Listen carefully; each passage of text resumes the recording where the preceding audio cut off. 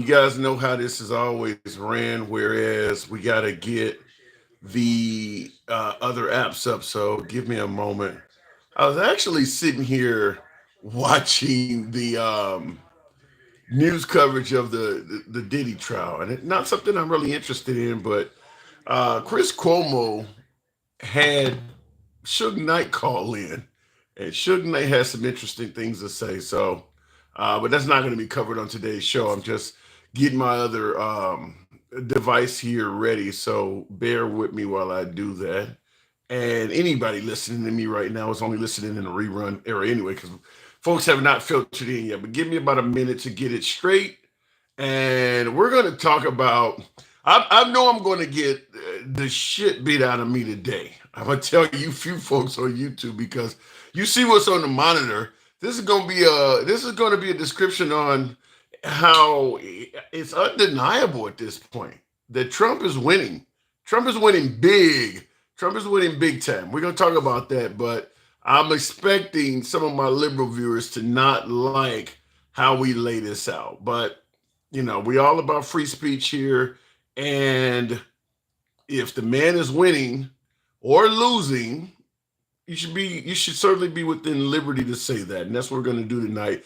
And folks will be able to challenge that in any way, fashion, or form. But I'm going to tell you, based on my analysis, it's hard to challenge the fact that it looks like Trump is really doing a good job in terms of winning. Now, keep in mind, when I say winning, I'm not necessarily talking about for the American people. I'm not talking about necessarily talking about for himself. Now, if Trump wins, there is a possibility. Well, let me go ahead and get the show started. I don't want to give too much away to this one audience because right now the only folks that are hearing me are you folks that are on YouTube vertical as I get these other ones up. So we'll cover it in a minute. Let me just go ahead and get my last device up, and then we'll start the show. I think everything is good over here, so I'll go ahead and start the live. Hopefully, this last device is always the one that gives me a little bit of trouble, but it looks like tonight is going to work right off the bat. Okay, go ahead and start everything up. We're going to be on Instagram and TikTok. Did it say what I thought it said there? Anyway, good evening. Welcome to the program. It is indeed your boy Tim, the handsome liberal. Tonight's probably not going to be the easiest live for the simple fact that you see what's on the monitor behind me. We're going to go ahead and essentially address what I'm going to suggest is what I'm going to suggest is the obvious. And that is President Trump is winning. And when I say winning, I mean whether you like Trump or not, whether you favor his policies or not, I think it's become undeniable that he is winning. Now, when I say winning, we're not necessarily we're not talking about winning for maybe you as a voter, as a constituent. We're talking about he is winning for himself. Now, there are areas where his victories convert or may convert to wins for the American people as well. But we're talking about the fact that Trump is winning. And I think many of you folks may be aware that he stated, I believe in the first term, I believe while he was running for president for his first term, he stated that if you vote for me, you're going to get tired of winning. So if you want Trump to be victorious, even in his own personal life, then that's a promise he's keeping. That is a promise. Promises made, promises kept. But I'm not just going to come in here and bloviate. I'm going to give you some receipts as usual. And we're going to certainly talk about a few things. Right off the bat, we're going to start with the campaign promises. Now, obviously, that is winning in terms of hopefully some of his campaign promises are victorious, because this is where you and I, the voter, you and I, the American public, could benefit as well, such as the economy, border security, and things of that nature. So we're going to start out with campaign promises. Now, obviously, ending the war in 24 hours and some of that other stuff, he has not done that. And I don't think there's any sign that the Ukraine-Russian war or the Israeli-Palestinian wars are about to end. But understand, folks, as long as the American economy is strong for American citizens, that ain't going to be much of a strike to him. If the American economy is doing well, the price of fuel is down, you can afford eggs and groceries, I don't think the American people are really going to give him any major strike on what's going on in Russia and in Ukraine. Fact is, Americans tend to care about what's happening in America. Yeah, they want the Palestinians to be free and the war in Gaza to end, but they want the price of eggs and groceries to drop significantly more. That's much more important. So I'm going to start off with the border. Undeniable that Trump promising to secure the border and engage in the largest deportation in history. For all intents and purposes, that stuff is well on its way. Now, we talk about the economy, as I just mentioned. A lot of the numbers in regards to the economy look at least decent, if not good. I just filled up my vehicle today, and I'm like, damn, the price of fuel is starting to hover around 250, even less in some areas, less than two. Now, Trump talked about $1.98 a gallon. That's currently not true. But the price of fuel is low enough that most Americans are not necessarily in outrage about what they are. So when we talk about when, but I want to get into some more things that may be considered sinister, but I will talk about as well. Here's an actual quote from Trump. When I'm talking about winning, I'm talking about stuff like this, because this is, once again, something that, in addition to the economy, we're talking about right now victories that the American people wanted, that President Trump is indeed delivering on. And if I can get my device queued up. This week, I will also end the government policy of trying to socially engineer race and gender into every aspect of public and private life.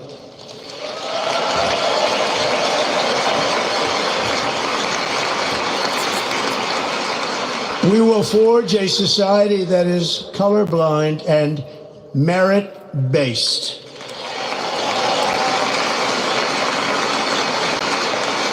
As of today, it will henceforth be the official policy of the United States government that there are only two genders, male and female. That's a campaign promise. He made it clear that he was not going to tolerate a lot of the antics of the LGBT community, particularly trans.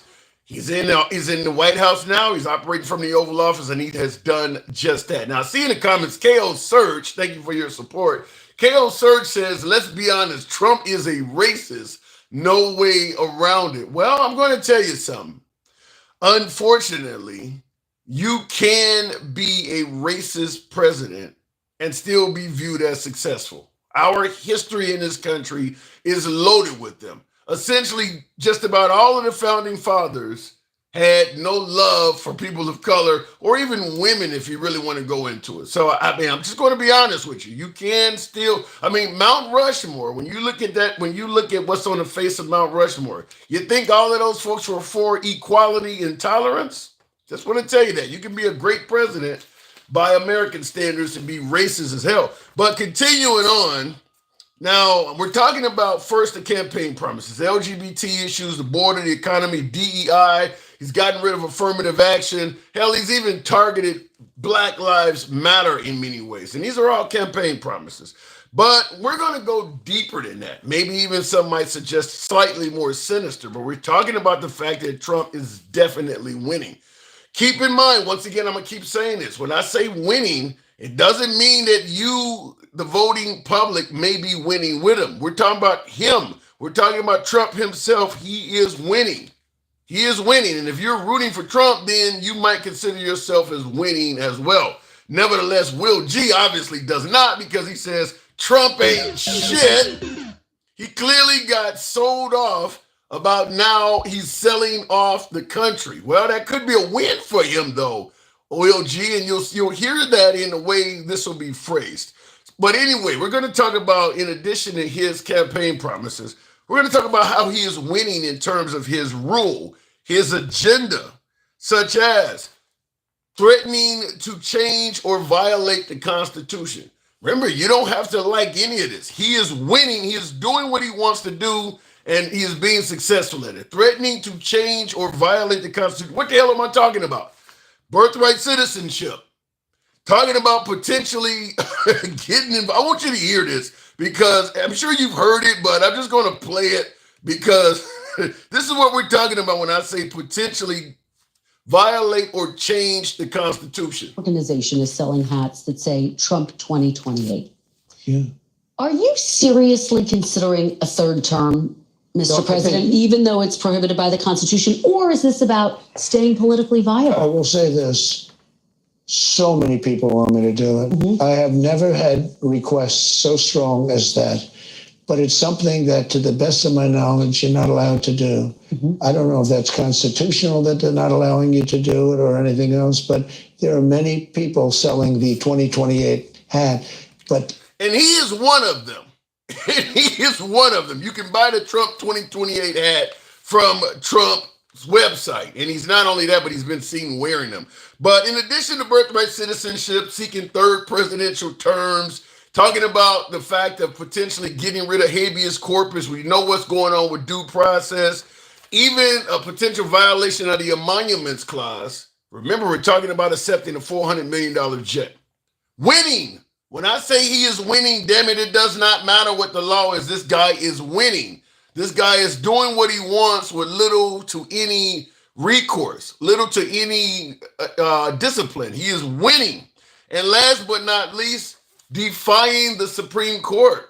Remember this whole facilitate the return of Kilmar Abrego Garcia, and he's been told to bring back other immigrants as well. He's not doing it. He's not doing it, and he will not get in any trouble at all. We're talking about winning from his rule, from his agenda. He is winning. In addition to that, we're going to talk about more in terms of his own personal finances and victories. Once again, winning. We're talking about the fact that President Trump is winning.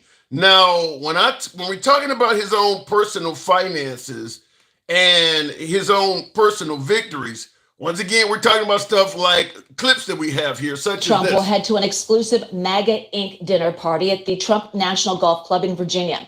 Other media outlets have reported that the dinner costs $1.5 million per person and will also feature venture capitalist David Sachs. So MAGA Inc. is a super PAC that supports Trump, but it is raising ethical concerns from watchdog groups. So let's bring in Corey Frayer. He's the Director of Investor Protection for the Consumer Federation of America. Corey, thanks so much for joining us. Let's begin. We know Trump has his own crypto meme coin. So what is a meme coin? How is it different from Bitcoin? Trump's companies have been selling several different kinds of crypto coins. A meme coin is a token that you buy because you hope to profit off of it if it becomes popular enough to sell to someone else. Well, where it's the Trump coin or the president of Argentina's meme coin, they are rife with self-dealing and insider trading. Trump has made at least $350 million from this meme coin so far. He plans to sell as many as 800 million more of these coins after he's increased their price by announcing these dinners for its top buyers. In effect, Trump is a pay-to-play scheme that allows his biggest buyers in his coin to meet him in person and potentially influence him. And even possibly foreign nationals may see. Winning. We're talking about winning. His personal finances, his personal victories. He's making a fortune. He is winning. Not to mention, obviously, he's about to receive a $400 million aircraft essentially for free. Last but not least, when we're talking about winning and his personal victories, we all know he has defeated 2 impeachments, 91 federal charges in the beginning, and 34 actual felony convictions. Defeated all of that. Winning. We're talking about winning. Last but not least, this one may be even more darker than what we've talked about. Nevertheless, we're talking about revenge. We're talking about Trump is winning. Revenge. He's taking out revenge on virtually all of his enemies. Most of his rival politicians are now out of a job or they're sitting back quiet. Now, apparently, TikTok did not like what we're talking about. So we'll have to continue the program on via YouTube. TikTok took that shit down. Give me a second to appeal it. I believe we got some haters in the audience that have been, what do you call it, reporting live or whatever. So give me a second here. Because we didn't, I mean, we're just describing what the hell's going on. So it makes no sense here. Okay, it does say it's under review. Okay, so in addition to everything that Trump has defeated, we're talking about winning. Last but not least, we talked about him taking revenge on virtually all of his adversaries, all of his enemies, all of the rival politicians that did not like Trump are either out of a job, they're gone, or they're sitting back silent, not saying a damn thing about anything he's doing because they don't want to put their political careers at risk. But in addition to that, all of the law firms that may have defended clients that were on the opposite side of Trump, the law firms have caved. President Trump has forced them to give him all sorts of free legal services to his client, to other friends of his and all of them. So he's getting all kinds of free pro bono work. We're talking about winning. Last but not least, he stopped a hell of a lot of federal funding for liberal schools and adversaries alike. Columbia, Harvard, he stopped all of their federal funding, and that continues. Even in liberal cities, he's threatening to do it. Winning over and over again. And of course, we talked about the fact that he destroyed DEI, LGBTQ, affirmative action policies, just winning all over the damn place. So someone let me know, what am I getting wrong? And I'm going to have to go straight over to Sherbert on Instagram. I don't know what the hell happened with TikTok. We'll see what the appeal happens with the appeal. But Will said Trump is trying to sell off the country. Just give Trump the royal Saudi treatment, a plane and a few golf courses, and he will do anything. Well, he's getting a lot more than that, Will. By the way, all the oligarchs went with him to the Saudis. Winning. Sherbert, good evening. How's it going, Tim? It's going good. So do you agree that regardless if you like Trump or you hate him, he is winning? I mean, he's a pretty lucky motherfucker. Yeah. Kind of reminds me of, if you ever seen Die Hard 2 with Bruce Willis, when he's trapped in the airplane and they're throwing all kinds of grenades and trying to kill him, and he pulls the ripcord and he shoots out the airplane, and they say, "You lucky son of a bitch." Yeah, he is very lucky, but is he not winning? You're probably not wrong here. I just also think he's pure evil. Damn. And as I was thinking about this while waiting for you to, take a caller, I sound very much like Alex Jones callers and being hysterical about it, but I can't think of anything that the Democrats have done that equal to any one thing that Trump is doing lately. It's evil. He's just destroying the country and making a fuck ton of money off of it. Well, I remember Jimmy Carter had to sell his peanut farm because it was against the emoluments clause that he might be influenced by that business. Well, I think it's undeniable that he's making a killing financially, but when you say he's destroying the country, every time Trump does something controversial, you look how it's covered on YouTube or on social media, and you go to the comments section, whether it is snatching illegal immigrant babies out of the mom's hand or whatever. In the comments, it says, "That's what we voted for. Good job, Trump. Trump 2024. I don't think the people see the country as being destroyed, Sherbert. I think they really like what this guy's doing. And I think those people are evil. You think MAGA is evil? I really don't have a better answer for you, Tim. I've been saying they're in a cult for the last 3 years, and now they're okay with putting people away in prison for the rest of their lives for no good reason. Because somebody put MS-13 on their knuckles with Photoshop. That's good enough to send somebody away to prison for the rest of their lives. Yeah. I don't know what to tell you. It sounds pretty evil to me, Tim. Getting rid of Meals on Wheels, getting rid of, Medicaid and everything sounds pretty evil. Well, I mean, I don't know what to tell you. But you'd have to admit that a lot of MAGA use Medicaid and some of these Social Security and stuff they're threatening. If what you're saying is correct, then why does MAGA continue supporting someone that may take away some of their own entitlements? Because owning the libs feels better than actually doing policy. You're telling me that Marjorie Taylor Greene, and part of Doge, the head of the subcommittee for Doge, was putting up edited photos to make it look like the guy was flipping somebody off and he was doing like the peace sign, basically. If that is the people running it, they're not serious and they feel pretty evil. The same lady that put up dick pics of Hunter Biden in Congress for no good reason sounds pretty evil, Tim. You talking about Marjorie? You talking about Marjorie Taylor? You talking about Marjorie Taylor Greene? 100%. Well, let me just say, in regards to Marjorie, winning. You're right. They're winning, but they're winning at evil. Yeah, the White Sox used to have a spring ad back in the 80s called "Winning Ugly." They're winning ugly, okay? But at the end of the day, and what is his name? Stephen A. Smith made an interesting point that if the tariffs turn out to work in Trump's favor, the Democrats have just lost the midterms as well. Do you see a possibility that the midterms are no longer a lock for the Democrats? No, because I can't see a way that the tariffs help when every single economist and anybody who actually knows anything says that there's no way to do it for another 3 years. Well, here's where I disagree with you. Here's why I think Trump could do very well with the tariffs.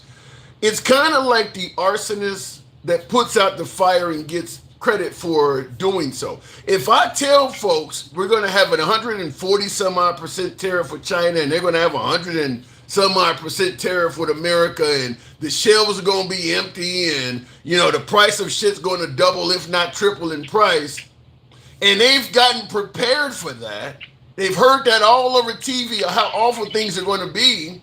Once I take tariffs back down to where they were, it actually seems like a win. That sure sounds like fear-mongering, Tim. I'm just telling you what's going on. And I'm just telling you, I would rather have had Kamala, where shit would have gotten done and people wouldn't be dying. Kamala's not coming. Sure, but Kamala's not coming back. I don't care if she's not coming back. That's what I would have preferred. Yeah. Because this nonsense is driving me crazy. We didn't have to have a tariff war with literally the entire world. This is a self-inflicted gunshot wound. So if you bring that up as a positive, Grandma's gonna slap the fucking shit out of you. But I mean, why are you trying to be fluffing right now with me? This ain't first caller here. This is not fluffing. This is actual fact. Fuck you. Bringing up the tariffs as a positive when everyone's just gonna pay 10% more, which is still a tax on us, Tim. Well, the reason why I'm saying this. Stop propaganding me. Well, taxes on us.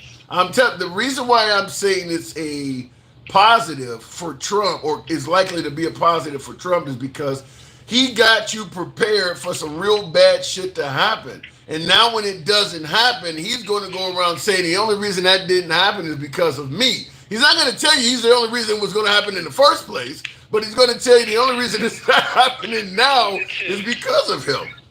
What would have happened if Kamala did win? Or in my perfect example would be Tim Walz winning coming up if he had won this last time. What could they have possibly done that would equal to any of this shit that we would not have been doing better off then? My guess is say the border, and I'm going to tell you go fuck yourself, so don't bring that one up. Well, I wasn't thinking about that, but you are right. I don't think Kamala Harris would have been anywhere near as effective on the border as Trump is.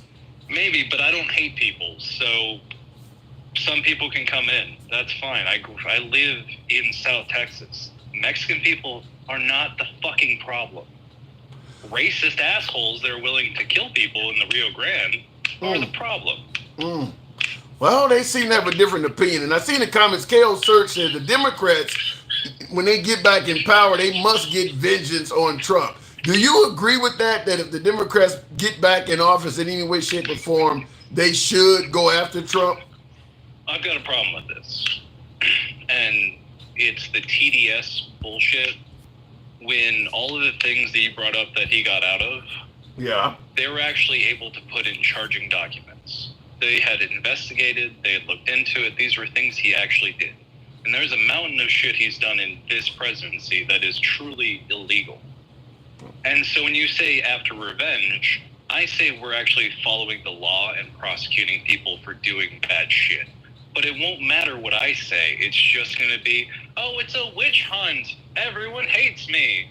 Maybe don't do illegal shit. Sorry. Well, the thing about it is, though, in regards to you suggesting that Trump has done illegal shit, most likely once he leaves office, he'll do because Biden gave all of these proactive pardons. So it ain't like the Democrats can really say any damn thing. If Trump leaves office and gives all kinds of pardons to him and Elon, what can the Democrats really say after they let Biden do it with his son and Liz Cheney and all of them folks? Well, I ask why they needed pardons at the beginning in the first place. And you can see exactly why Trump is going after everyone. So it's very different levels of magnitude on why things are happening. Releasing all the January 6 people for no good reason, okay, versus people that just did their job, literally investigated. But I'm hearing the January 6 folks were just patriots.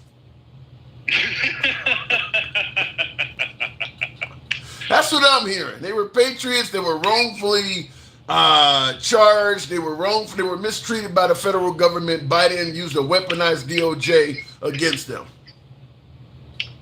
Except they were actually investigated. Everything was done by the book. We can look at each one of their charging documents and why they got that sentence. Nothing was done improperly. They did some shit that was clearly illegal because when it happened, my jaw hit the fucking floor at work watching that shit on my phone. But I'm hearing that some folks on January 6th were arrested when they didn't even go in the building. Doesn't matter. Why? They were looked into it. I've heard this story, and you look into it, and the people, because I listened to somebody reading out the charging documents, that couple said in podcasts that they were there in the first wave. And so they're saying they weren't, but they have footage of them saying that they were in there at a different time. No, you have propaganda right there, my friend. What about the footage that exists of people being peacefully let in? Where they didn't, you got like the QAnon shaman guy. He's actually being let in. He's being flanked by several officers. He was being let in. I'm pretty sure that's the footage of him being escorted out of the building. And at that point, the riot's over. They're not tackling people anymore. Now there is actual footage where they're watching him. He's being walked into the building. I've seen that footage, Tim. I know what you're talking about because Tucker Carlson got it and edited the fuck out of it. That's not him walking into the building. That's him being escorted out before he gets arrested. You didn't see the footage of him up on the stage or behind people and the police are just standing there watching him? I guess I haven't seen that one. Okay. But still, that's after the windows were shattered. Yeah. The 150 cops that were there to keep people out were taken out. I'm not saying they were all killed, but they were all not able to do their job of keeping our government safe. The people that were making the decisions and actually doing the process that they have to do by law, for some reason that's okay. That's the fluffing, Tim, and that's the part. No, I'm asking. There is, and I Gangsta Grandma is already. Hold on, hang on. Hold on. No, fuck this. Every time MAGA reacts and DJ Julio starts going on their fucking spin campaign, I go back to they were charged. Yeah. Fucking doing illegal shit. And every time we went after Trump, it was for doing illegal shit. What did Liz Cheney do? She did her job. So I'm not going to hear this shit anymore. Well, so when people are justifiably mad and have TDS, it's because other people are dancing around actual horrible shit and just going, no, it's the Democrats, it's the gay people, it's the trans trying to play a couple of sports that's ruining the country versus trying to take over the country and destroy it without actually having due process. So now you keep using the word destroy. You keep using the word destroy, and I appreciate the passion, but you keep using the word destroy. How is Trump, in your opinion, what is Trump doing to destroy the country? Because Papa Onaya Shelley on YouTube here's some of the bullet points. He's stating that cryptocurrency market near all-time highs. He's stating that the stock market is run the greatest in history. He's also stating that right now we're on the right track. Best he's stating in 25 years. And he's telling me to ask you, are you sad that Trump is doing such a good job? Stock market is not doing better than ever. Maybe it's bounced back a little bit, but it's not doing better than ever. So I'm going to push back on that one immediately. You can't create your own currency as the president. That's Congress. And okay, the markets are doing great. But Trump is clearly making money off of that directly and then having bribey shit with the dinner. So that's not a good thing. I don't care what this guy says on that point. What were the other ones, Tim? Well, he followed up by saying, personally, I'm tired of all the weirdos. I like dudes like the caller getting mad. Just do it on the phone and not in my face, fruity. He's talking about you, but no, I mean... What were the other points? No, I want to get down to this because they're always wrong. Well, I covered them. Why? I mean... What were the other two? I forgot.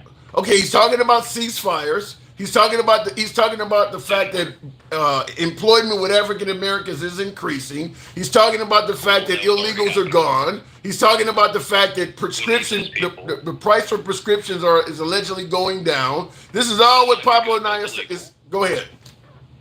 All those things are like half of the truth. We need those migrant workers. The prescription pills might be good, but it's probably illegal. That's why Biden did the 5-year to 20-year fucking program to do part of that. Some of this can be shown with a spotlight of good. Okay. But it's still illegal. It won't stand when people actually try and pull it apart.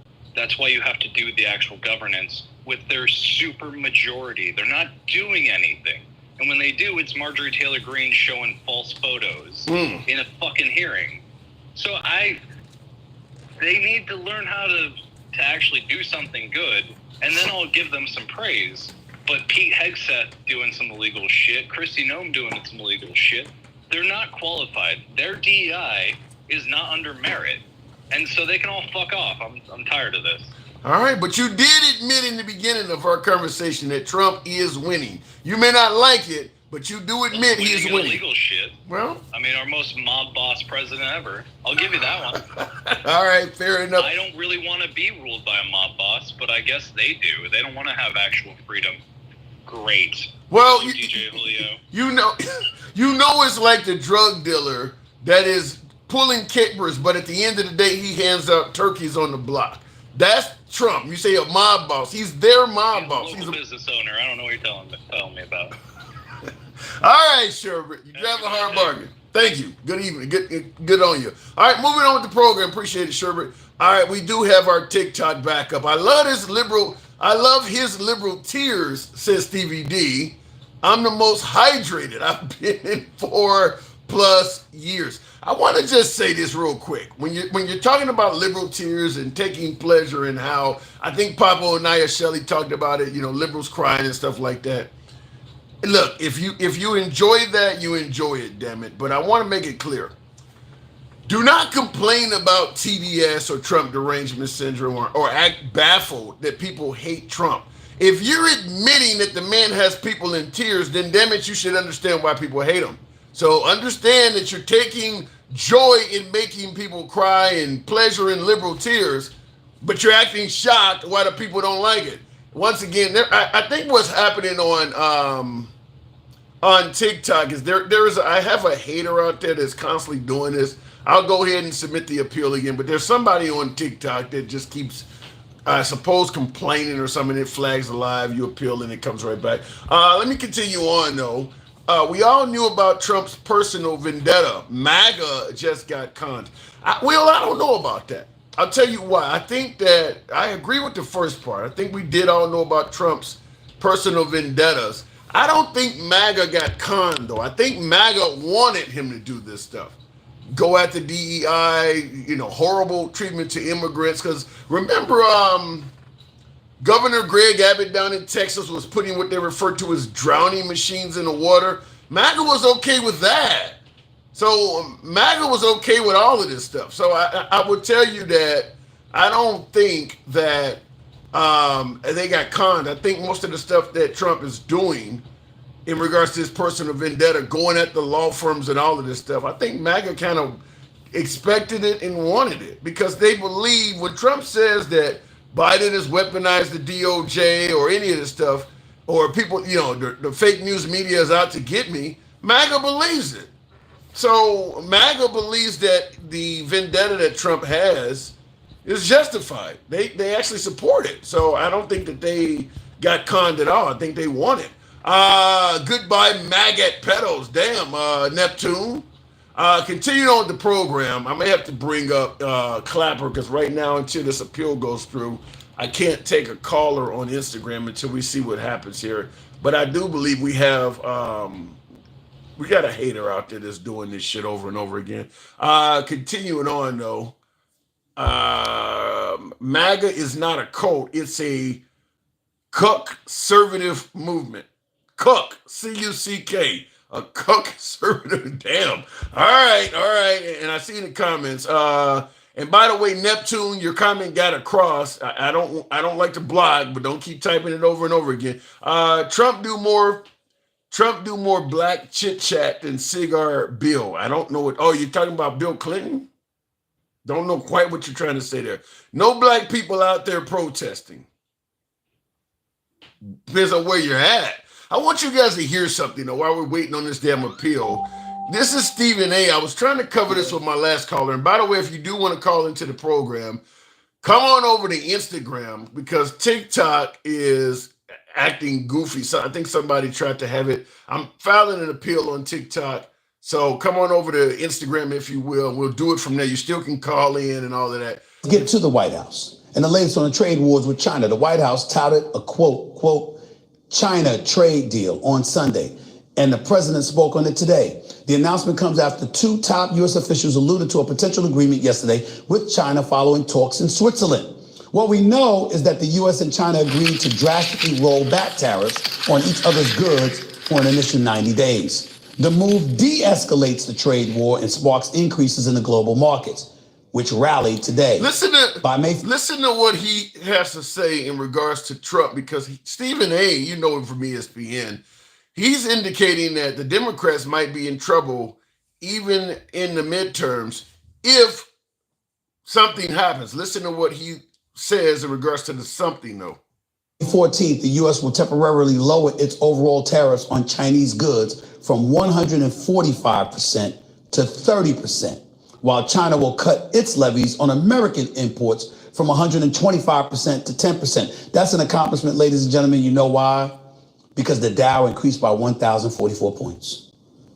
And all of a sudden, all of this noise about how our 401ks have been lost and our IRAs have been compromised and all of this stuff going on in the stock market that's compromised American lives and Social Security is in jeopardy and all of this other stuff. I got news for you. This 90-day reprieve forced the markets to react in a positive way. If a deal is struck within 90 days, and if it is a deal deemed successful by the Trump administration, remember what I just said about AOC, Jasmine Crockett, Bernie Sanders, etc.? Toast. Democrats will lose the midterms. If Trump finds a way to win this tariff war, and make no mistake, this is where the war was. All of this stuff where he's throwing tariffs at everybody else, that was smokescreen. The target was China. Third largest economy in the world. Target was China. The third largest trading partner, I'm sorry. That's what happened. Now, what he is doing is giving that response about they're thinking checkers when Trump is playing chess. Here's the problem with this, though. How can, if the goal, because Stephen A., and I don't totally disagree with him because I think Trump will get credit as the arsonist for putting out the fire. And by the way, TikTok is back up. So if you were watching on TikTok, it's back up as well until somebody keeps playing games. But I will say this. Trump will get credit for he's the arsonist. The tariff war, he is the one that created that. And he will likely get credit if he is the one that ends it. But remember, Trump promised the purpose of the tariff war was to bring manufacturing and jobs back to America. So Stephen A. Smith is talking about if Trump wins the tariff war, the Democrats are going to lose the midterms and all of that. If Trump wins the tariff war, that means he didn't bring manufacturing and jobs back to America. It just means the shit is still being made in China, but we have a higher tariff on it. So that means you and I are not going to see any more jobs come back from China. It just means the products they make over there will pay, there will be a higher tariff placed on them. Understand, you and I are more likely to pay that tariff than to benefit from it in any way, shape, or form, which is what Sherbert on Instagram was saying not long ago. So Trump could get credit for winning a tariff war and walk away in America as one of the only victors. If all of a sudden we increase the tariff on goods made in China by, let's say, 20 or 30%, 20 or 30%, Trump is going to be touting that as a win. See, we corrected the trade imbalance. We're now getting more money from China on goods coming in. That didn't bring manufacturing back, though. That is not what he promised to do. He promised to bring jobs back from China. That's not apparently going to happen. The goal is just to get them to pay a little bit more on goods that are made in their country coming to America. And I do believe that if that happens, Trump will be touting that as a victory, and MAGA will be too. They'll totally skip over the fact that he promised that, no, you're going to bring those factories and plants back, not leave them there and just charge them a little bit more to make the product. Only folks that are going to benefit under this situation is the elites in this country. Let's say, for instance, a car is made in another country and all we end up with is a higher tariff on that car for making it overseas. That's just going to be passed down to the American that purchases that car. That's it. You're not going to win. That's not going to bring any auto making employment jobs back. But I do believe that if it happens that way, Trump still will be deemed as a victor in that. I've said before, I don't think Trump will win the tariff war. I just think that China has a lot more of the stomach for suffering, the capabilities to suffer, but we'll see. But we're going back to what we're talking about, and that is the fact that Trump is winning. Undeniable. It's undeniable that Trump is winning, whether it is his agenda, whether it is his own personal finances, whether it is his goals, defeating impeachments, defeating 91 charges and felony convictions, whether it is his rule, his agenda in terms of threatening to change or violate the Constitution. Thank you. Appreciate the support there. Stevie D, thank you. Shout out to you. We talked about his rule, his agenda, threatening to change or violate the Constitution, everything from ending birthright citizenship, third presidential term, suspending habeas corpus due process, even potentially violating the emoluments clause by enjoying the ownership of a brand new $400 million jet, which clearly violates that clause, and even defying the Supreme Court with impunity. Remember, he was supposed to bring back a few immigrants that he sent out of the country. They told him he had to facilitate the return of those immigrants. Trump is essentially saying, fuck the Supreme Court. He is winning. He is undeniably a victor right now, and it's hard to deny otherwise. Looking in the comments, no, MAGA didn't believe anything. Fear-mongering. I don't know, Will. I think MAGA expected Trump to be vengeful. I don't know if they expected him to make money. I don't know if they even cared about that. But we talked about he's created his own crypto. In terms of victories, he's having a parade to celebrate his birthday that's worth tens of millions of dollars. And like I said, his victories in the courts are legendary. The guy is winning. Will G says he manipulated the stock market. Well, regardless of how it happened, he still got to the same goal. People are happy with the stock market under Trump. How is Tim happy about the jet and meme coin? Me personally, Kevin, it doesn't benefit me at all. And I don't like the fact. This is me personally.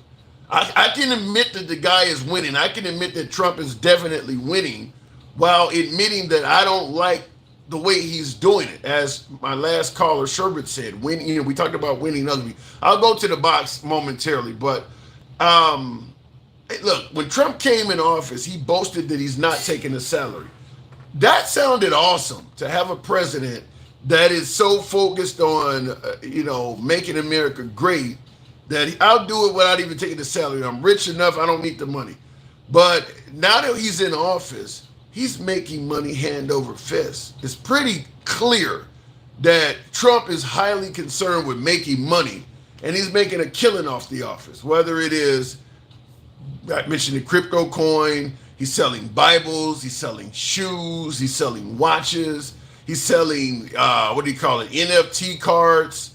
I mean, he's making a killing off of the office, selling assets to himself, making a killing. So it sounded great that he wasn't taking a salary, but clearly he's making a lot of money from the job. So me personally, I'm not a fan of it, but even though I may not be a fan of it, I can't deny the guy is winning. The guy is winning big time. Trump is definitely winning. Hanson, you realize the size of China's population?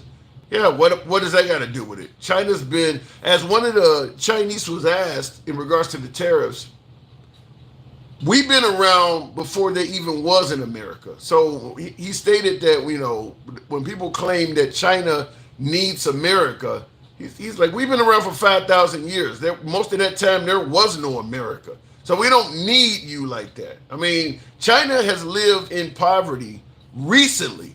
They've lived in extreme poverty recently. Like within the lifetime of a lot of the people that's alive still. Remember, our market, our manufacturing, all of our industry did not go to China until like the 80s. So before that, they were dirt poor. We are the ones that cannot handle the price of gas going up $1, the price of eggs going up $1. We're struggling at a little bit of suffering. They've always been that way, with the exception of maybe just recently. So I do believe they can handle it a little bit more.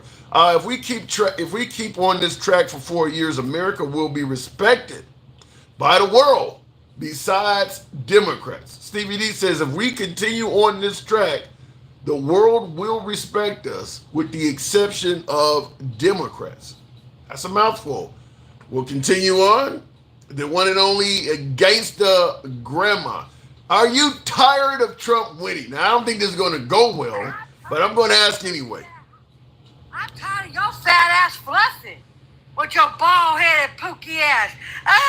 What are the tariffs? He might win them. No, bitch, he ain't going to win. What the fuck? He's winning now. I'm telling you, your thing should be a house ninja. That's what the fuck you want to be, don't you? You don't want to come to, you're not a bluey. If you was a bluey, you wouldn't be kissing these motherfuckers' asses. And I like your first, the guy that was saying that he wanted to choke the shit out you. Oh my Yeah, God. I want to choke the shit out you too. Tell me how admitting right now that Trump is winning is fluffy. Hey, okay, look, he's winning for the rich white man. He's not winning for the American people. He's not winning for the middle class people. He's not even for the middle upper class. He's not winning for us. Well, if you were not around in the beginning of the live, because I stated, we're not talking about necessarily the American people. We're talking about Trump personally. I don't like a lot of the ways he's winning, but damn it, that doesn't mean he's winning. I don't like a president accepting. He's winning for the rich white. He's winning for him. Okay. I'm not giving that motherfucker no credit for taking money from us, taking Medicaid away from the poor people, taking the fucking food stamps away from the poor people. You got me fucked up. See, that's why you're bluffing. That's why your ass is bluffing, girly pop. You saying the same. That's why your ass is bluffing. You don't like what I'm saying, Grandma, but you're saying the same shit. Okay, let me tell you something. I would never give that white tea piece of crap any kind of dignity or any kind of win, because he don't give a damn about us. You know what? If he gave a damn about us, he'll be busting in his ass. He would have took away the bill that helped us take our insulin down and stuff. No, he took that away. Now he's over here saying, oh, I'm going to put it all out, whatever that shit is, what he did. He signed that thing saying, oh, Medicaid, they're going to give cheaper drugs. No, he can't. What Biden did was the law. And they was doing it good. But what he did is not the law. So it's not going to be nothing to it. Here's where you seem to be missing what I'm saying. You tend to think that for Trump to be winning, the American people have to be winning too. And I'm telling you, that's not the. I'm talking about Trump himself, the man himself. He is making fight. I know he's winning. I told you that. He's winning. He's winning for the rich white man. He's winning for him. Then we Fuck agree. him. Then we agree. And we're not winning. Well, maybe it wasn't intended for you to win. But you know what though? FAFO, because I miss Sleepy Joe. At least we didn't have to get. We don't have that fucking that damn plane and stuff. We don't have to worry about that. Sleepy Joe didn't kick out the press when he went overseas and stuff. Baby drill, right? We're not drilling no more.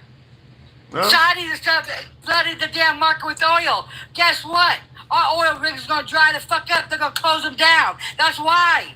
See, you motherfuckers are so dead. You know what? Maggots are so uneducated. That's why he likes them. They're so uneducated. They believe everything. I think MAGA. Smoking mirrors. Smoking mirrors. I think MAGA gangster grandma would tell you that they're doing very well under Trump.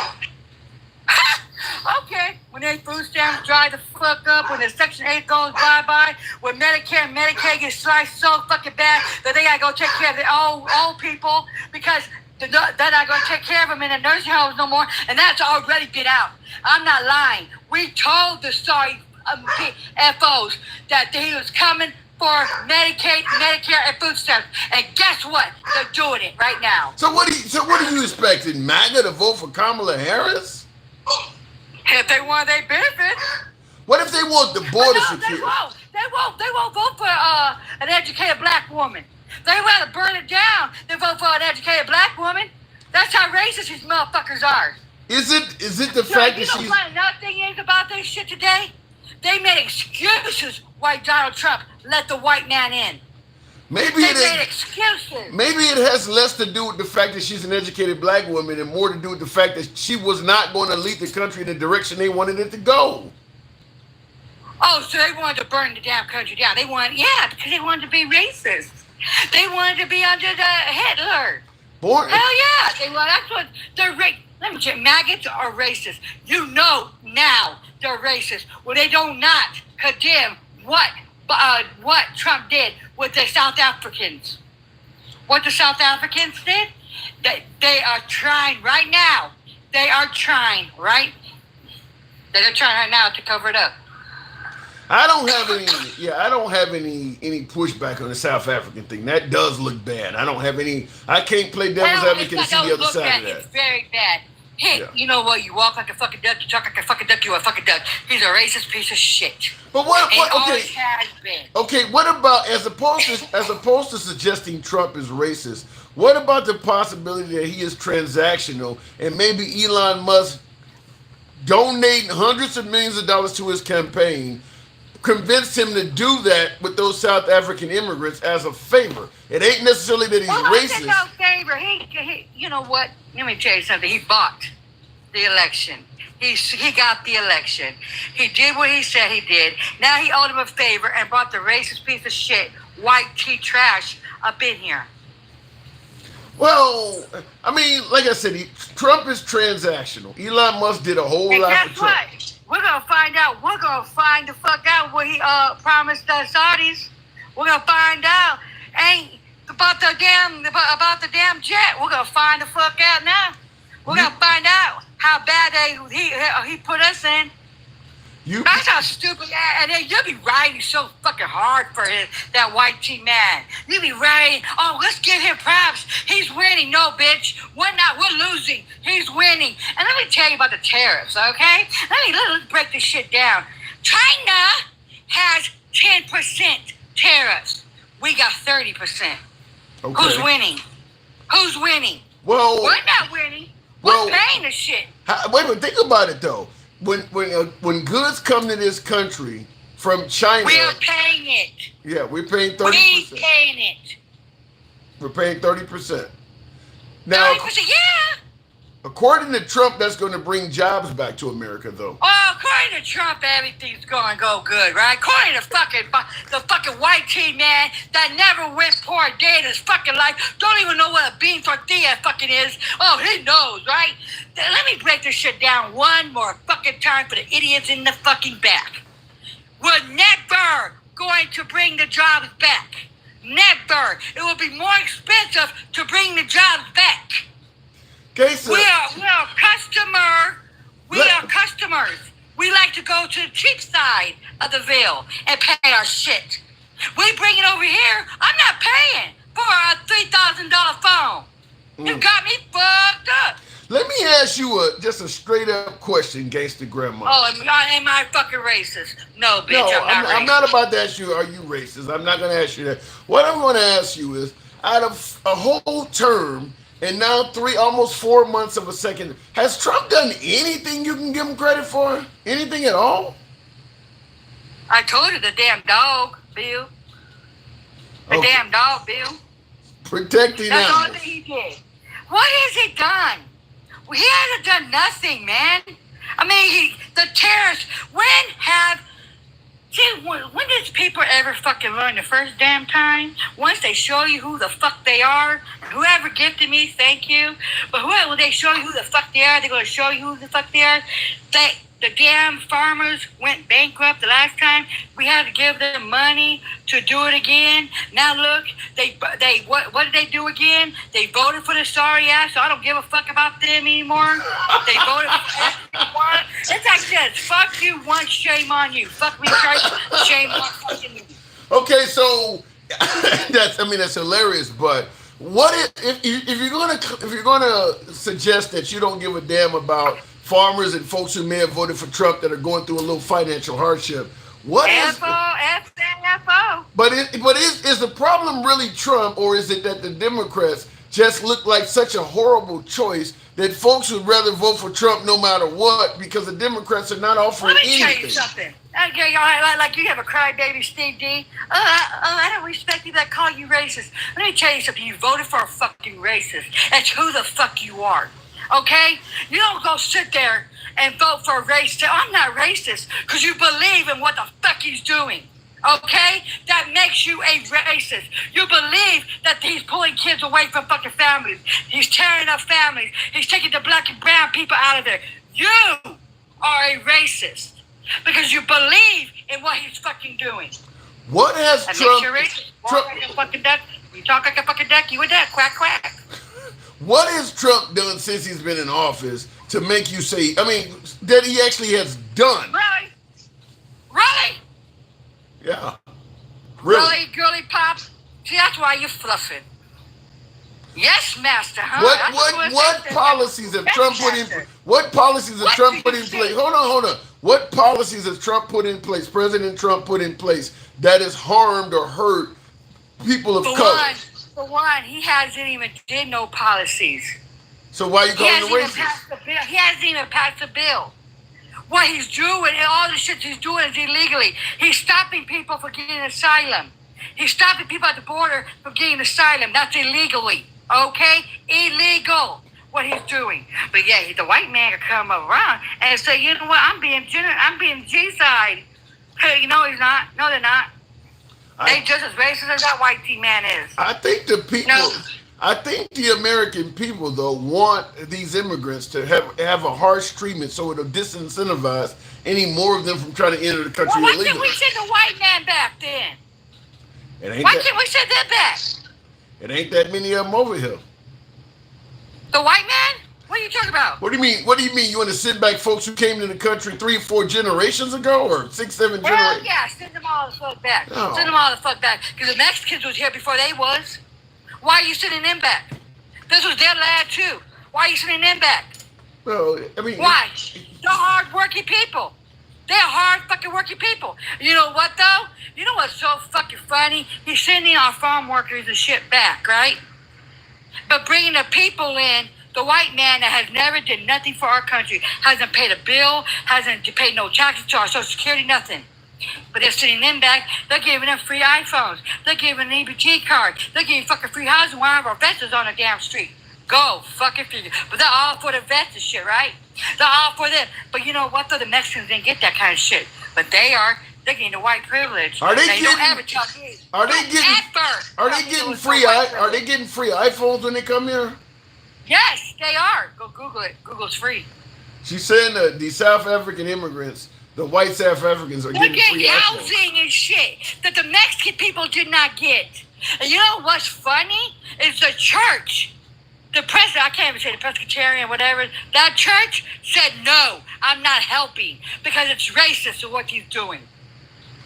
They called him out. The Pope has called him out. Go fucking figure. How do you respond? Like Jeremiah Brown in the comments says, we only got about 100 refugees from South Africa at this point, and compared to millions coming across the southern border. They want to bring more. They want to bring more. I don't give a damn. No. They don't bring those white tea bucket ass trash people up in here. Why? If black and brown people can't come up in here, they can't come up in here. How about that? Why are you calling them white trash? Because they're white nationalists. They don't like us. Pookie, didn't you ever read? Don't you know what the white South Africans are about? They're not nice people. They're racist. You think everyone in South Africa that's white is a racist? Did I say everyone? I said the white tea ones are. They are. They are racist. They do. I think you guys need to get educated. You guys really do need to get educated.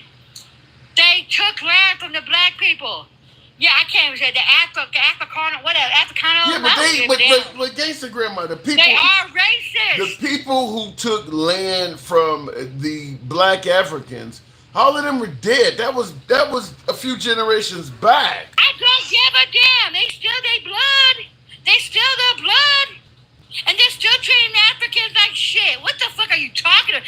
You don't even know your own history, do you? What? Oh, bro, girly pop, you over here fluffing for the white man. You don't even know your own fucking history. Well, I don't live in South Africa, so this is not my history. Marty, you're black. You're from Africa, okay? You may not be, your black ass may not have been right there back there, but your ancestors was Pookie, Ray Ray, girly pop. So let me ask you this. If I'm living in a house that my great grandmother took from you, am I racist because I'm living there? I would take my house back. That's how fucked up I am. Well, let me clear that. I said it the wrong way. If I'm living in a house that my great grandmother took from your great grandmother, am I racist for living there? I don't think you're racist for living there, but you're racist though. How? Your blood is racist. How? Because the Africanos, I'm birching their damn name. I don't give a damn because they don't like me any fucking way. But the Africanos, they are racist. You need to go look at the history and the books. They are very, very racist. They're nationalists. They're Christian nationalists. They are. The Dutch. They're Christian nationalists. I'm not saying typical white people. I'm not saying our allies and stuff. No, they're Christian nationalists. And you know who's running this country now? It's Christian nationalists. Your beloved MAGA is Christian nationalists. So you think MAGA are Christian nationalists based on what? Yep. Are you fucking serious? I mean, Trump they said want to put Bibles back in school. Trump is right? on there.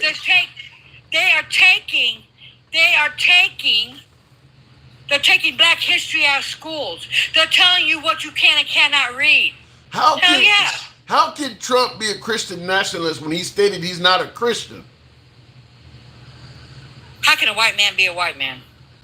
I don't know what that means. Are you stupid? I don't know what that means. Are you that damn stupid? Are you that damn stupid?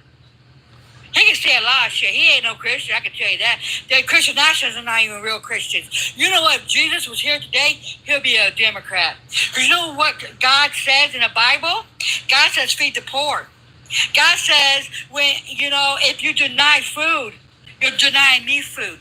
You deny people clothing, you're denying me clothing. Wait a minute. Think about what you just said. You said if Jesus was here, he would be a Democrat. So because we take care of the poor.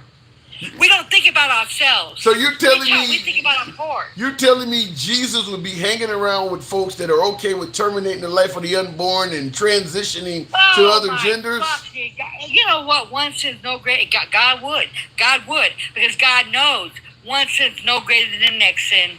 And it isn't no child. Do you feel that? It isn't no child. It's a fetus. It's an organism. It's a bug, actually, until it comes into 20 to 24 weeks. You know what I mean? So look, fuck me with that bullshit. All right, well, I got one last question. I got one last question to ask you. I think this was an interesting coming from Easy There Killer says, hello, he said left my ass off. He says, you think Jesus would be okay with chopping off little boys' dicks? Who does that? Who does that? He's suggesting that Democrats Who does little boys like that? The white man would, though.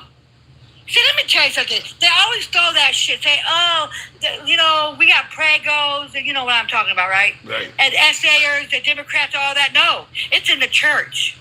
Indoctrination's in the church, sweetheart. How many times we had priests and stuff touching on little boys and stuff? How many times? We don't worry about trans women and stuff in bathrooms and stuff because we're more safer for them. For us, being in the bathroom than a straight white man in the bathroom, okay? They're the pedophiles. They're the ones that come after us. We're not safe around the white tea man at all. They're the most dangerous in the country. They like to rape women. They like to incest their own people. Hell to the fuck no. Cis men are dangerous. They're dangerous. We're not worried about trans women and men. They mind their business. They don't give a fuck who we're messing with. Why are we more worried about them? That's a good point. I can't argue with that. I got to move it on, though. Let me tell you something. Why are we more worried about people living their truth when half the motherfuckers don't even live their truth? They're DLs. They like it in the ass and stuff. Let me tell you about DL men, okay? Let me break this shit down. The white T-man or mostly on a DL? Because let me tell you a little thing about grandma, okay? Grandma be doing some funky shit on the side. Not be making $6 or $7 grand, okay? And they be wait, Grandma, you're telling me are you telling me that you're a hoe? I'm not a hoe, no. Do you know what Dominatrix is? You know what that is? You said 6 Dominatrix? Yeah, okay, I'm Dominatrix, okay? I have 8 inches, 12 inches, okay? Yes. And honey, they pay me 6 to 7 to 8 grand. Oh my God, I wasn't expecting that. I was not expecting that. And they DLs, okay? They the DLs. They go back to the homies. They go back to the wives. Say, don't say nothing. Okay? I gotta go, Gangster Grandma. Yeah, I was not expecting that. Yes, I am. Yes, I am. I'm being honest. I gotta go. Wow. I didn't expect that. But I will say something. While she was tearing me a new one, which is absolutely normal. I don't mind criticism. I don't block, ban, or censor any damn body. You can criticize me from any side of the aisle because at the same time, I may do the same to you. It's all about free speech here. But I will say this.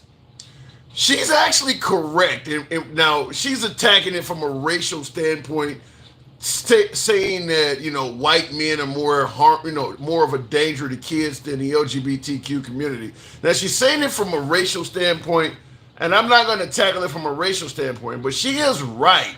There are far more straight people, and I'm going to even say females too, but there are far more straight people, percentage-wise, per capita-wise, sheer number-wise, however you want to put it, than there are transgender harming kids. She is 100% correct about that. Your children are far less safe around a straight male than a gay or transgender male. And I don't think there's any argument to that at all, even though we keep going after the trans community like they're harmful to kids. Whether it's, how many times you read articles about a teacher that was sleeping with a student, or a coach that was sleeping with a student, or a Boy Scout leader? These are straight people. These are all straight people. You don't read a lot of stories about the transgender community or gay people doing this to kids. She's right about that. Now, she used it from a standpoint of white men. That's a different conversation to have, but what she said in regards to that is absolutely correct. She is absolutely correct about that. Your child is far more endangered sexually around a straight person than they are from some of these people from these other communities. Dorjam Bennett said if she voted for Biden, then she voted for a racist also. I'm going to push back on that. I mean, I've done videos on this stuff and everything. The claim that Trump loves all folks and Biden is the racist, I'd have to see how you make that argument, how you come up with that. I'd have to hear your facts or hear your information. What would make you suggest that Biden is the one that does not like people of color and Trump does? When you look at Biden and he's literally surrounded by people of color and Trump is not.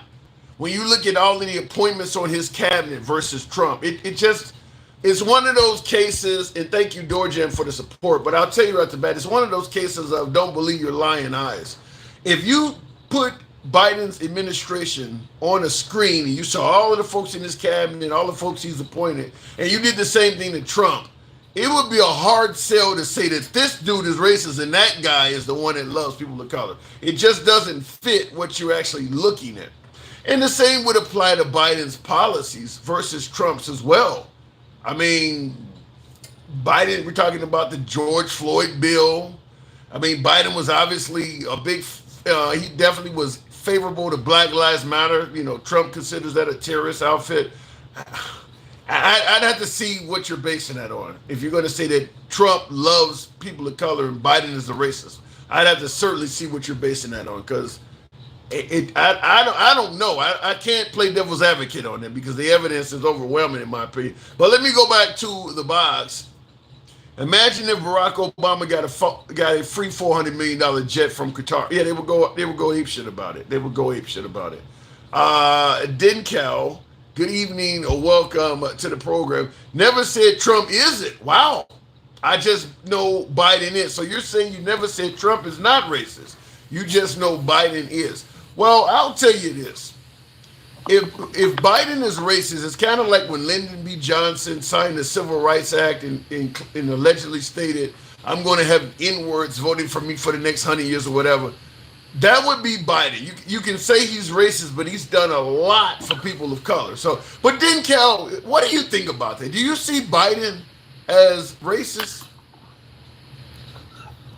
No, I see him as having been raised in a racial society. Yeah. Yes, and I think over time his views of the black race has obviously changed. Now he's still an old timer, so he's got his old ways of saying things and cliches that still come out of his mouth. But if you look at his actions, they are the opposite. Like if he's a racist, he's got to be the worst racist in history. Yeah. Well, they say that about Trump too. That why would a racist do this? I mean, improve jobs in the black community or allocate money to HBCUs. They say the same thing about Trump. Yeah, but I hear you, but that's just a talking point. He's not improved jobs in the black, like that. That's just like a narrative that people have said. Just like they was talking about the opportunity zones. Have you ever heard anybody get on your show or any news shows at Fox News and them get on there and say the benefits of the opportunity zones, except for it's used as a talking point? No, I have not. I don't even know what that is. So when they say, well, the black unemployment was the lowest it's ever been and blah, blah, blah. Well, then you have to go back and look where Biden surpassed his numbers, but we don't give him credit. We can't just do one without the other. Yeah. And I see the comments. Adolph Summit said that black unemployment was at a historic low during Trump's term. Well, as Dencal has said, it wasn't even lower under Biden, though. Trump did have very low unemployment, but Biden broke those numbers. So it wasn't even, but by the way, getting unemployment very low, that is not considered doing something for a specific community. If the whole country is enjoying low unemployment, now if all of a sudden there were plenty of jobs in the black neighborhoods and the whites were walking around at the unemployment line, you might have an argument. But getting unemployment low across the board is not something you're doing for the black community. Right, and and if you want to go on a purely statistical basis, regardless of when it's come down to its lowest point, it's always been historically about double of white unemployment. So if it goes down from 9 to 6, but white unemployment is down at 3, it gives us an overall 4%. That's not a president doing nothing. That's a floating boat. What do they say? A rising tide floats all boats. Like, everybody's going to benefit if the economy is doing well. So you can't just say, okay, since this person was in office, that means the black people did better, or vice versa. Like, so that's an ignorant argument to really have. He's also following up by saying Clarence Thomas Supreme Court hearings. Check out Biden on that. I don't know what that's referring to. What does Clarence Thomas Supreme Court hearings have to do with Biden? I'm not. Any connection you see in that? Yeah, I don't know. But let me ask you this. Go ahead. No, I mean, unless it's something new that just came out, I haven't heard it. Yeah, I have no clue. But you see the piece behind me says tired of winning. I'm asking that question. Is it not time to admit that Trump is a winner? We're talking about his campaign, a lot of his campaign promises. People are starting to favor the economy. His rule, the way he wants to, his agenda, whether it's threatening to violate the Constitution, whatever the case may be, he's essentially doing whatever the hell he wants, up to and including birthright citizenship, talking about a third presidential term, getting rid of habeas corpus, due process, defying the Supreme Court. His personal finances are just, the sky is the limit, creating his own cryptocurrency, multi-million-dollar parade in his honor. He's defeated 2 impeachments, 91 federal charges, 34 felony convictions, and he's taken out revenge on virtually all of his adversaries. Most of the politicians that he considered as an enemy are either unemployed or sitting quietly by, afraid to speak. Law firms have caved and have given him free work, and he has stopped federal funding from everything from Harvard to Columbia University. Is he not winning? Yes. There's no question about whether he was winning or not. I think the question was, where I kind of challenge the way you're depicting it, is he never told the people that he was going to be winning. He framed it as they were going to be winning. We were going to be winning. So now that you say that, and you've reeled off all of those things to where he himself personally is winning, which is not the job of the president of the United States to just win at everybody else's expense. So I'll go to my list. I'll say 1, gas is not under $2. I would say, does he have to get it that low to be winning? That's what he told us. Okay, keep going. These are what he said. You going off of what he said, and he's getting. Now I'm going off of what he said, what he didn't get done. He said that our grocery prices would be lower. That's not true. 50 are you cent sure? I'm hearing that grocery prices are going down. Yeah, you're hearing it from who? The media. From which media? Keep going. I'll see what I can find while you're talking. Okay. A 50% decrease in our car insurances. I don't know why the hell he said that. Landlords will reduce rents. I don't know why he only said that either. I don't know how he could make car insurance or landlord rent go down. I don't know what a president can even do to make that happen. Home prices will go down. We will be at sub 3% interest rates. I'm hearing interest rates are dropping. 3% interest rates is what he said. Okay. That might be a bit much.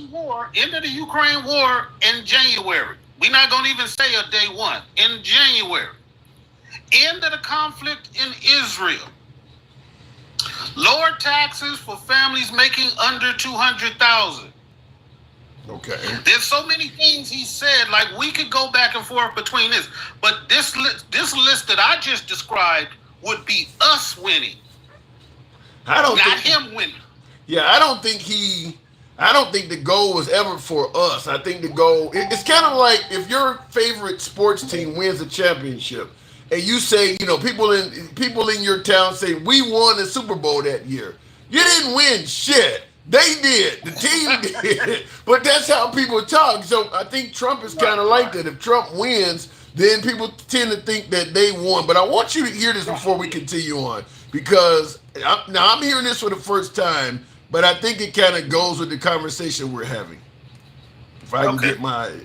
So the price of eggs may be going down a little, but that's not the whole picture. So the price of eggs is going down, but well, what else is going on? There's been a massive increase in prices across the board. It's not getting any better? It's not getting any better. But I heard eggs were down. Alan says his family of 3 is up to $800 a month on groceries. That's kind of the high right now, and it's hard to even stay within that $800 range now. Little Chloe here along for a happy ride. Well, they are shopping at Whole Foods. You know, the weird thing is, I was looking for articles that suggested prices went down. This one says grocery price. It sounds like they said the fucking opposite. It says grocery prices fell for the first time this year, but shoppers remain cautious. I don't know why this article is titled "Grocery Prices Go Down." Because it's a narrative, but when you ask the actual people, it's not going down. But if you want to have an argument with MAGA online, they're going to say, yeah, it's going down because Trump said it's going down. Yeah, but MAGA has to go grocery shopping. Why would they say grocery prices are going down when they're paying more at the grocery store? I mean, because it just depends on what. Like there are thousands of different items that people buy in the grocery store.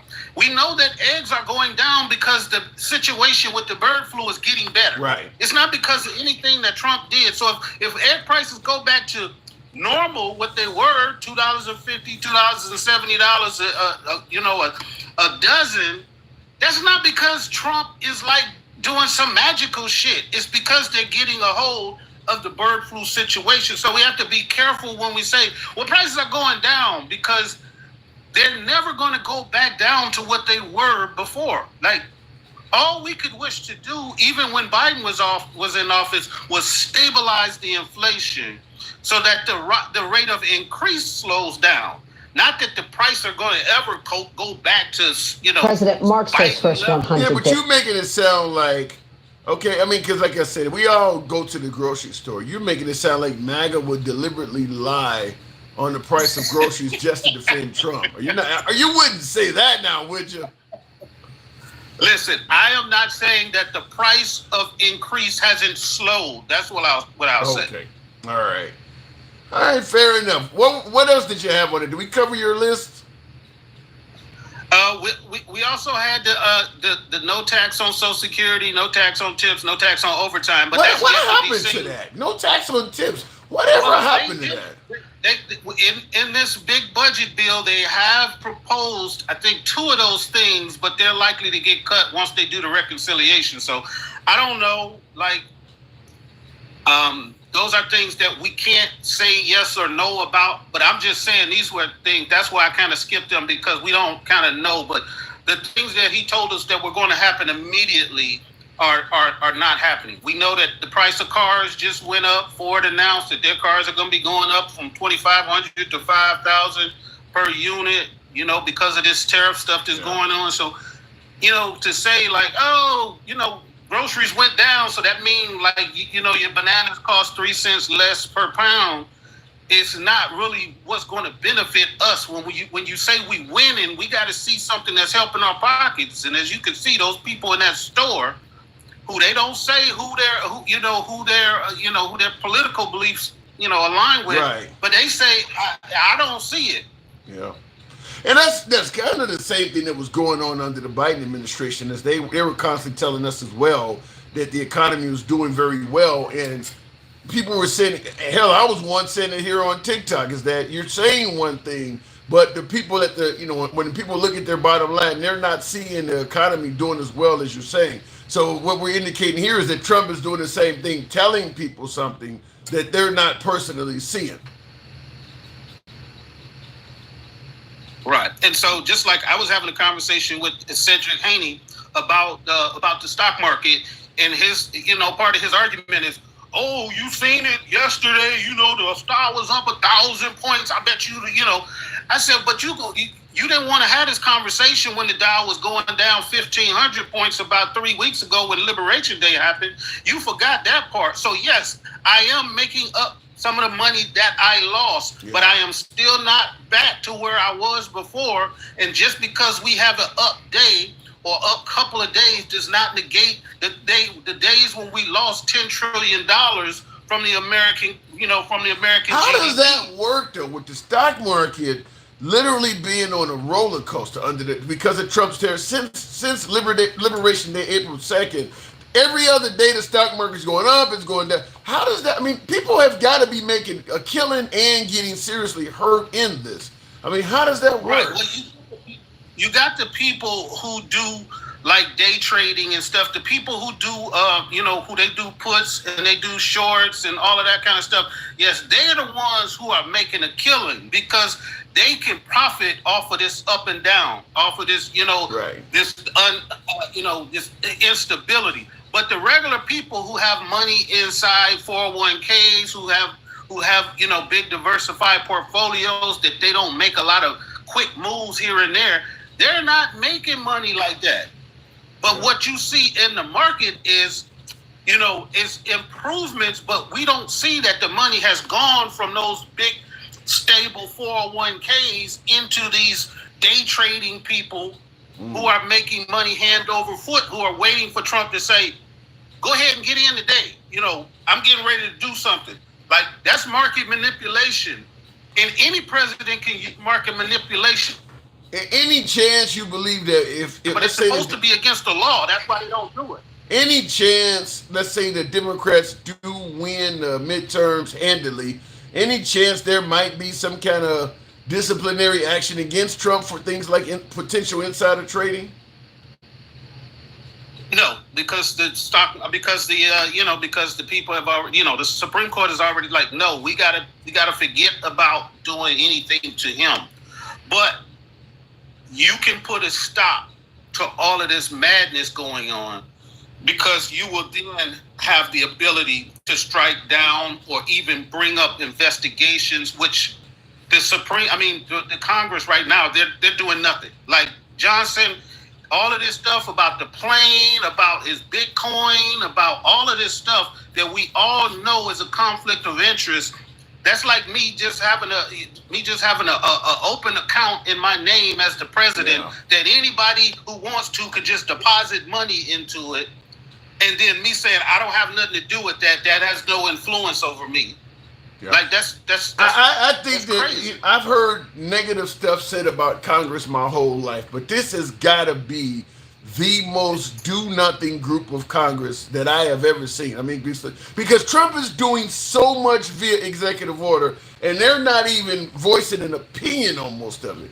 It's one thing to be a do-nothing Congress when the president is only, on TV every now and then. This guy has signed like well over 100 different executive orders, and they're not even giving their opinion on most of this shit. Like, they literally are a do-nothing Congress. Just like doing nothing. Yeah, they just had a vote last week to abdicate their own power to control tariffs. Like, they literally just said, we don't want it. If they're under the Constitution, that's their power. But they just voted last week or the week before to say, we're going to let him do whatever he wants to.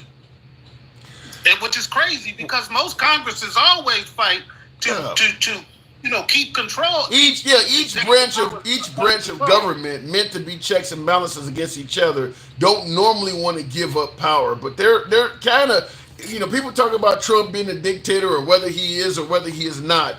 They've kind of pretty much said, if you want it, sir, the role is yours. That's what it comes across as. Right.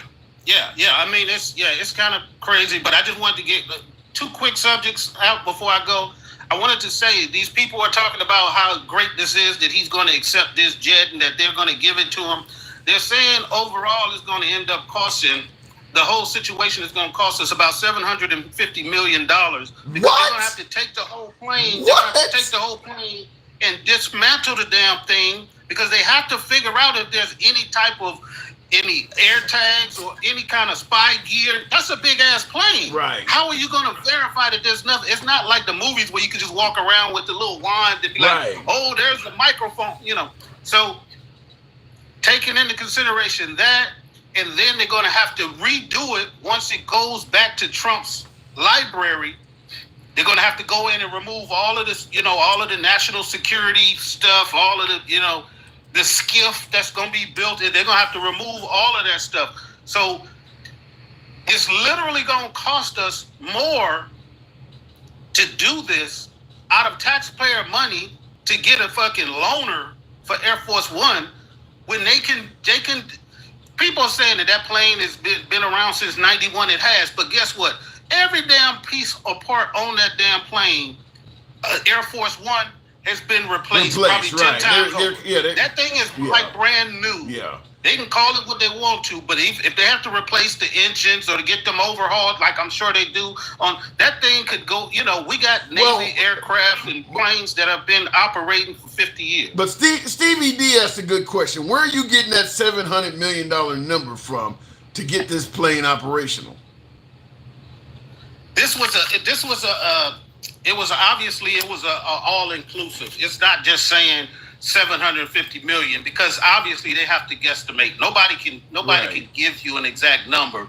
Just like they're saying that the plane is worth 400 million. Some people say it's worth 450 million. So I'm not gonna get caught up on one specific. Yeah, I typed in 700 million, and Reuters is one of those. I mean, they are saying that. I mean, so you're not pulling it out of your ass. Okay, I didn't go that deep into it, but I do understand that it's going to take millions and millions and millions to even get this plane to where it could be considered the transportation for the president of the United States. What the thing is like an air fortress, like it can survive like a nuclear explosion and all kinds of shit like that. So we know how much money it's going to cost to retrofit something like that when they're already in the process of building something. So however many hundreds of millions of dollars it costs will come out of our pockets, the taxpayers. And I was going to say that the good thing is it won't cost him, so that's why it doesn't matter. Right. He's not just paying the craziest thing, because he ran on this, I'm not taking the payment,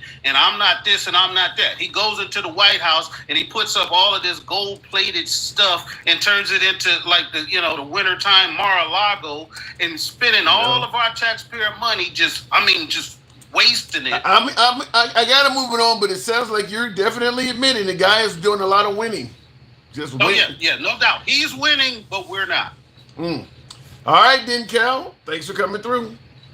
All right, take care. All right, and what he is saying, I was trying to see if I could find more updates on that, but I mean, he is right. It is going to cost quite a bit of money to turn that 747 into something that's safe enough for the president to fly. I can't find a $700 million number in the terms of a news report, but I did find it on Reuters.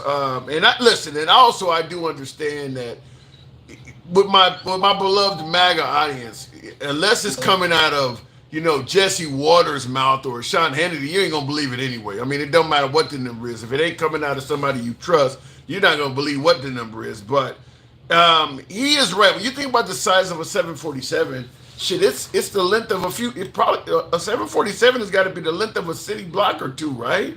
Probably the width of one as well. There are so many places. Now, he mentioned air tags. Think about how small an air tag is. You can put it on your keychain. There are so many places to hide stuff like that on an aircraft. You could probably take an air tag out of its packaging. I mean, think about something as small as, a secure digital card. Those little memory cards you put in your laptops or in your digital cameras back in the day. You could probably open the packaging of that up, take the little microchip that's inside because inside of these cards, the actual computer portion is even smaller. They just have to put it in casing so you can hold it in your hand. You could probably put that on an aircraft and paint over it. I mean, it's literally that small that you could probably literally put it on the outside of an aircraft or something and just paint right over it and it's on there. It's that little. I mean, think about how big a 747 is. It is going to take a lot to make that aircraft safe enough to be operated at the toppest levels. I don't even understand, in my opinion, why he would do that. I believe that, okay, you don't want to turn down the jet is what Trump is saying. And that has its own ethical issues. But let's say, for instance, you do take the jet. Take the jet, auction it off to the highest American businessman, and then use that money to do whatever you got to do with Air Force One. But trying to make that jet flight worthy is a mess. It is a mess because you can take a simple microchip that might be the size of the tip of your finger, open it up and add an additional circuit to it that might do all sorts of havoc on the plane, such as at 30,000 feet, I want you to turn the elevators down. And that way you got an unrecoverable aircraft. I just don't understand why they would even touch that, other than Trump really wants it. I mean, you got to assume everybody around him is saying this is a bad idea, but when you're afraid to really speak out, it is what it is. Let me go back to the bonds. No, sir, we are using it to deport illegals. Then do that. Well, wait a minute. This plane has like 9 showers and bidets and shit. You're not going to put an illegal immigrant on that. It's comical, but that's just not going to happen. Now, what you could do, talking about the guy who takes no salary, loves America, take this jet, auction it off to the highest American businessman bidder, and use that money to build a few C5 Galaxies or whatever the hell, or hollowed out 747s that you are going to deport people on. You can do that. I mean, you don't want a plane like that deporting people. I mean, you want something that's hollow where they're just basically sitting in jump seats. Take this one, sell it, and go out and purchase 2 or 3 747s used, or whatever the case may be. That plane could probably buy a whole fleet of smaller aircraft and then use those for your deportation process. There you go. No salary, my ass. He's made $3 billion rather since in office. Well, I'm just simply saying Trump said he didn't take a salary. Continuing on, kickbacks are more extravagant than a presidential salary. That is true. That is true. Let me go back to the box. I agree with you, Tim. Sell it for a cause. Yeah, that would make Trump look awesome. The guy that's claiming that he wants to do everything for America is not taking a salary. If he took this jet and auctioned it off, put his signature on it, whatever the hell you want to do to make it worth even more money, whatever you want to do, you know, with the people that Trump knows, he could get this jet worth $400 million and probably convince his kind of people to give him as much as $1 billion for it. And then use that money to go out and buy maybe a fleet of smaller aircraft, and then you can use it for your deportation process or whatever the hell you want to use them for. Now it looks like you're doing something for the country. But when you're talking about taking this aircraft, using millions of dollars of taxpayer money to make it safe for you to fly, and then when you leave the White House, the jet goes with you, whether it's your presidential library or whether you continue using it, you ain't doing shit for the country with this. You're keeping that. And you're making the taxpayers keep it up. That looks like you're doing things for you. As I stated, he is winning, though. That is a win. It's a win for him. It's not a win for us. But when I say he's winning, this is part of it. Trump is winning. I don't think there's any denial that Trump is winning. Oh, he's winning by a lot. He is definitely winning right now. Looking in the comments, help the poor. Nope, he'll help the top 1% of the wealthy. But you got to understand, a lot of folks on the right believe that I've never gotten a job from a poor person. So if you help the wealthy, they'll in turn do things that'll help out the working man. Let me go back to the box. Arshafine, good evening. Welcome to the program. I think if it lets me bring you up. Arsha, good evening. Welcome to the program. Maybe the box is having problems tonight. We'll give it a second. By the way, tap the screen. We had a few issues with folks fucking taking TikTok down, which is why there's much smaller numbers here. Tap the screen, get the likes up to about 100. Get the likes up to about 20,000. That would certainly be helpful for the algorithm, brings in more MAGA. You know how the program is. If you're watching on YouTube, feel free to subscribe to the program. We are MAGA friendly. Nevertheless, we do believe in free speech. Liberals are welcome as well. We don't block, ban, or censor anyone on the program. You can be critical of anybody here, including the host. Evil Super Major Boo says, good evening, Super Tim. Wow. Is the shit, says Super, Tim is the shit. Yes, I agree too. Sell it to the highest bidder and see what the outcome is.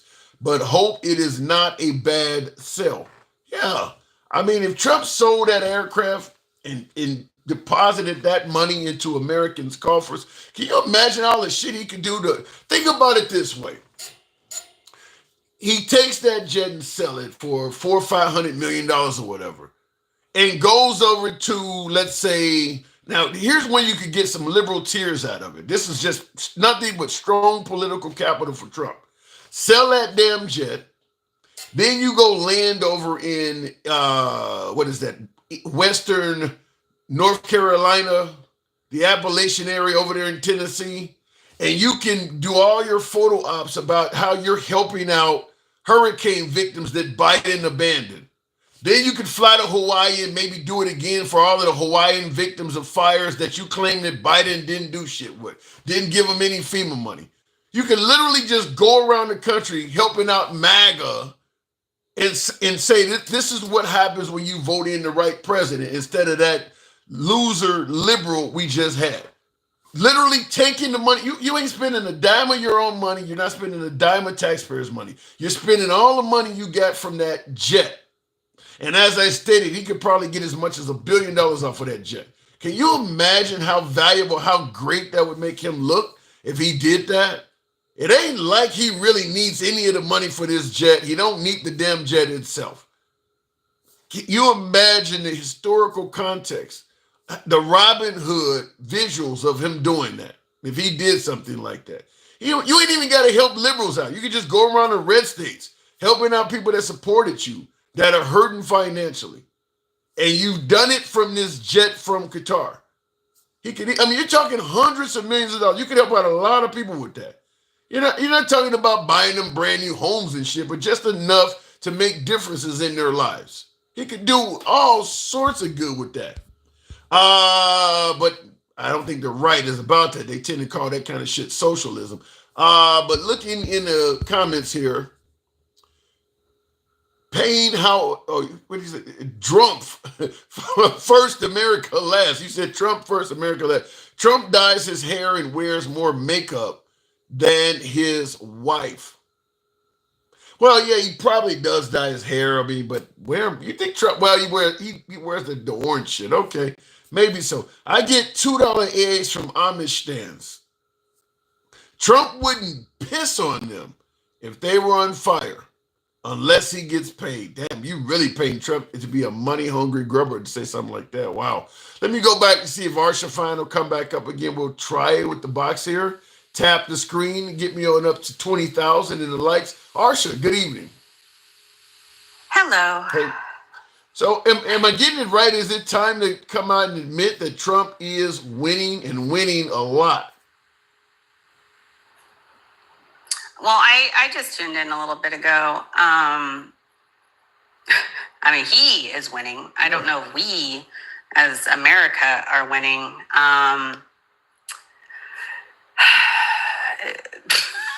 But you do admit he as a president is winning a lot. Everything from his agenda, everything from his finances, everything from beating 2 impeachments, 91 charges, beating 34 federal convictions. He himself is winning a lot. Is it? Wait, he didn't.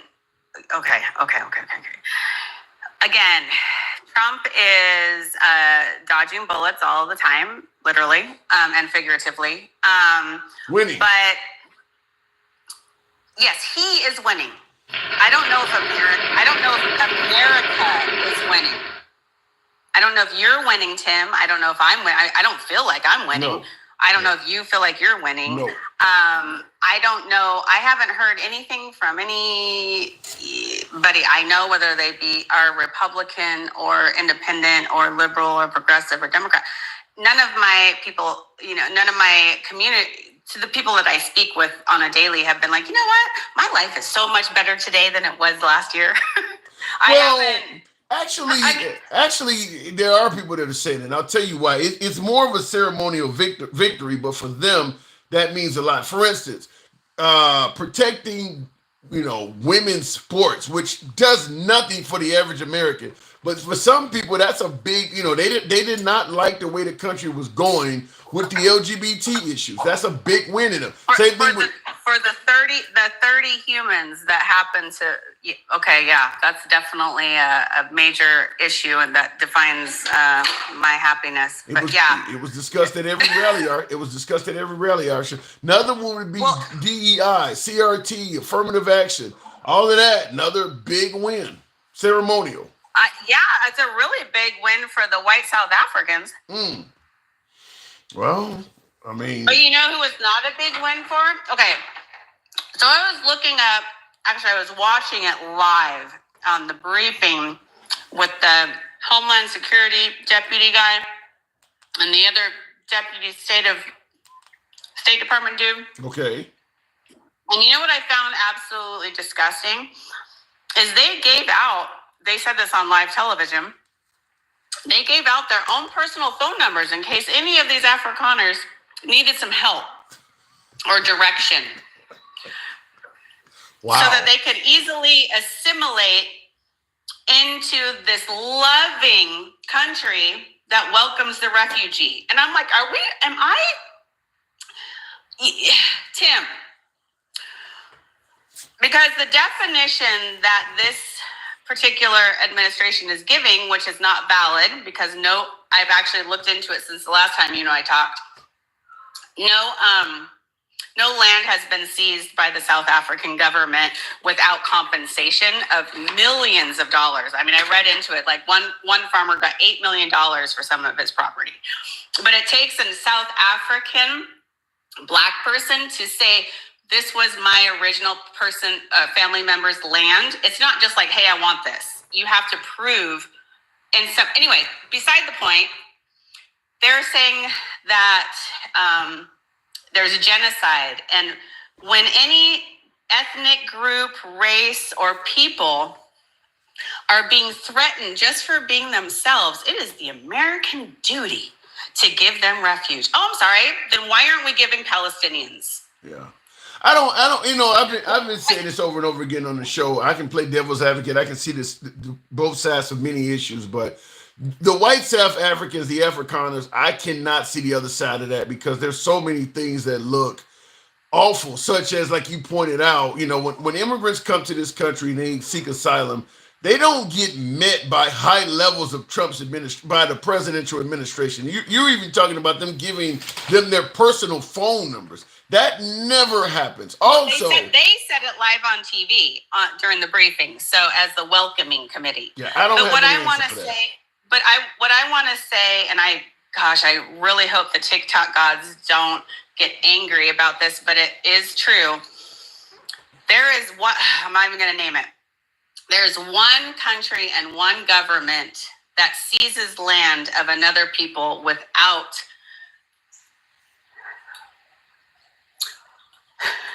giving them finances, without paying their dues. I'm sure you can figure it out. I'm not going to say it because I don't want to get... It's happening right now? It's been happening for decades. A country that's... There's been a group of people that have been annexed out of their own homes of generations, no compensation, just being taken. Oh shit, Israel is doing that in Gaza right now. Well, they've been doing it, that's what I'm trying to say, for like the last 40 years. So if we're going to go on that level of what the Trump administration is saying, although the South Africans, if they decide that they want to sell the land, they're getting face value by the government, millions and millions of dollars. The Palestinians aren't getting shit. I think you're overstating. I do believe that No, there but what are I'm some saying people. is- I think there are some people in South Africa that are having things taken from them and are being met with violence. It ain't as widespread as Trump is making it sound, but it is happening. There are some people that are taking land back. I've actually taken into like really researching and reading this since the last time we talked because I wanted to make sure I had all the facts, ma'am. And it ain't happening to nobody. Has there been some, break-ins and burglary and violence? Absolutely. Approximately 72 Afrikaners meet violence every year in South Africa, but 9,000 some hundred Black South Africans meet violence or death in a year. So, it's like if we're going to talk about numbers, there's a lot of violence that's happening in South Africa. Is it race related necessarily? No. Calling somebody a boer is literally calling them a farmer. That's what it translates to. It is not it's not like calling somebody the N-word. There was a war between the Anglo-British and the Boers, which were farmers and happened to be white. The Dutch call it.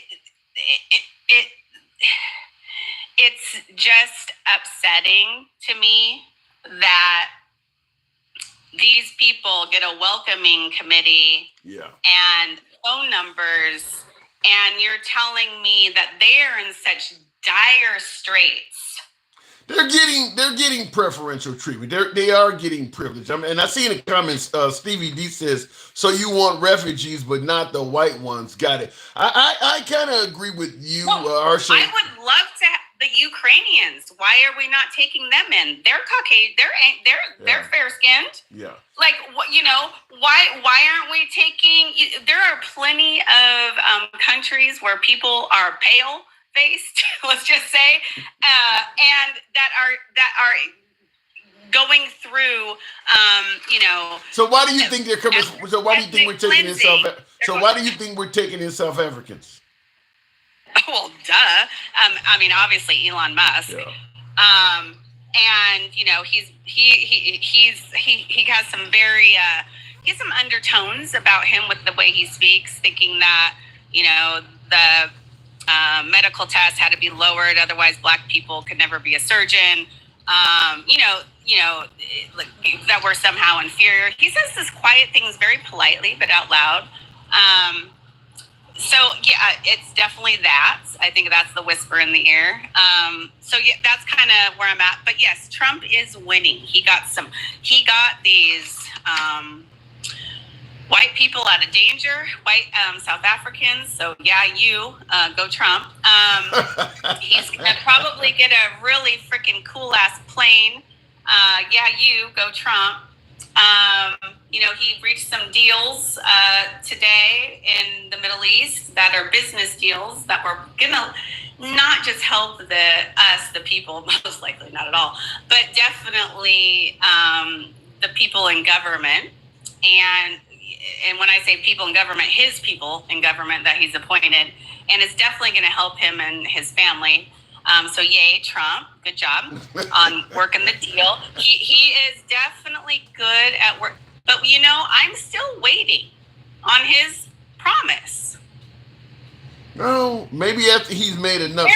Why in the world is Ukraine and Russia still having a war? I thought this was supposed to be ended last year when you were inaugurated, because you were going to do it in 48 days or 48 hours. He wasn't able to. Where is that? He was too busy doing all the other good stuff for America. He wasn't able to get around to that yet.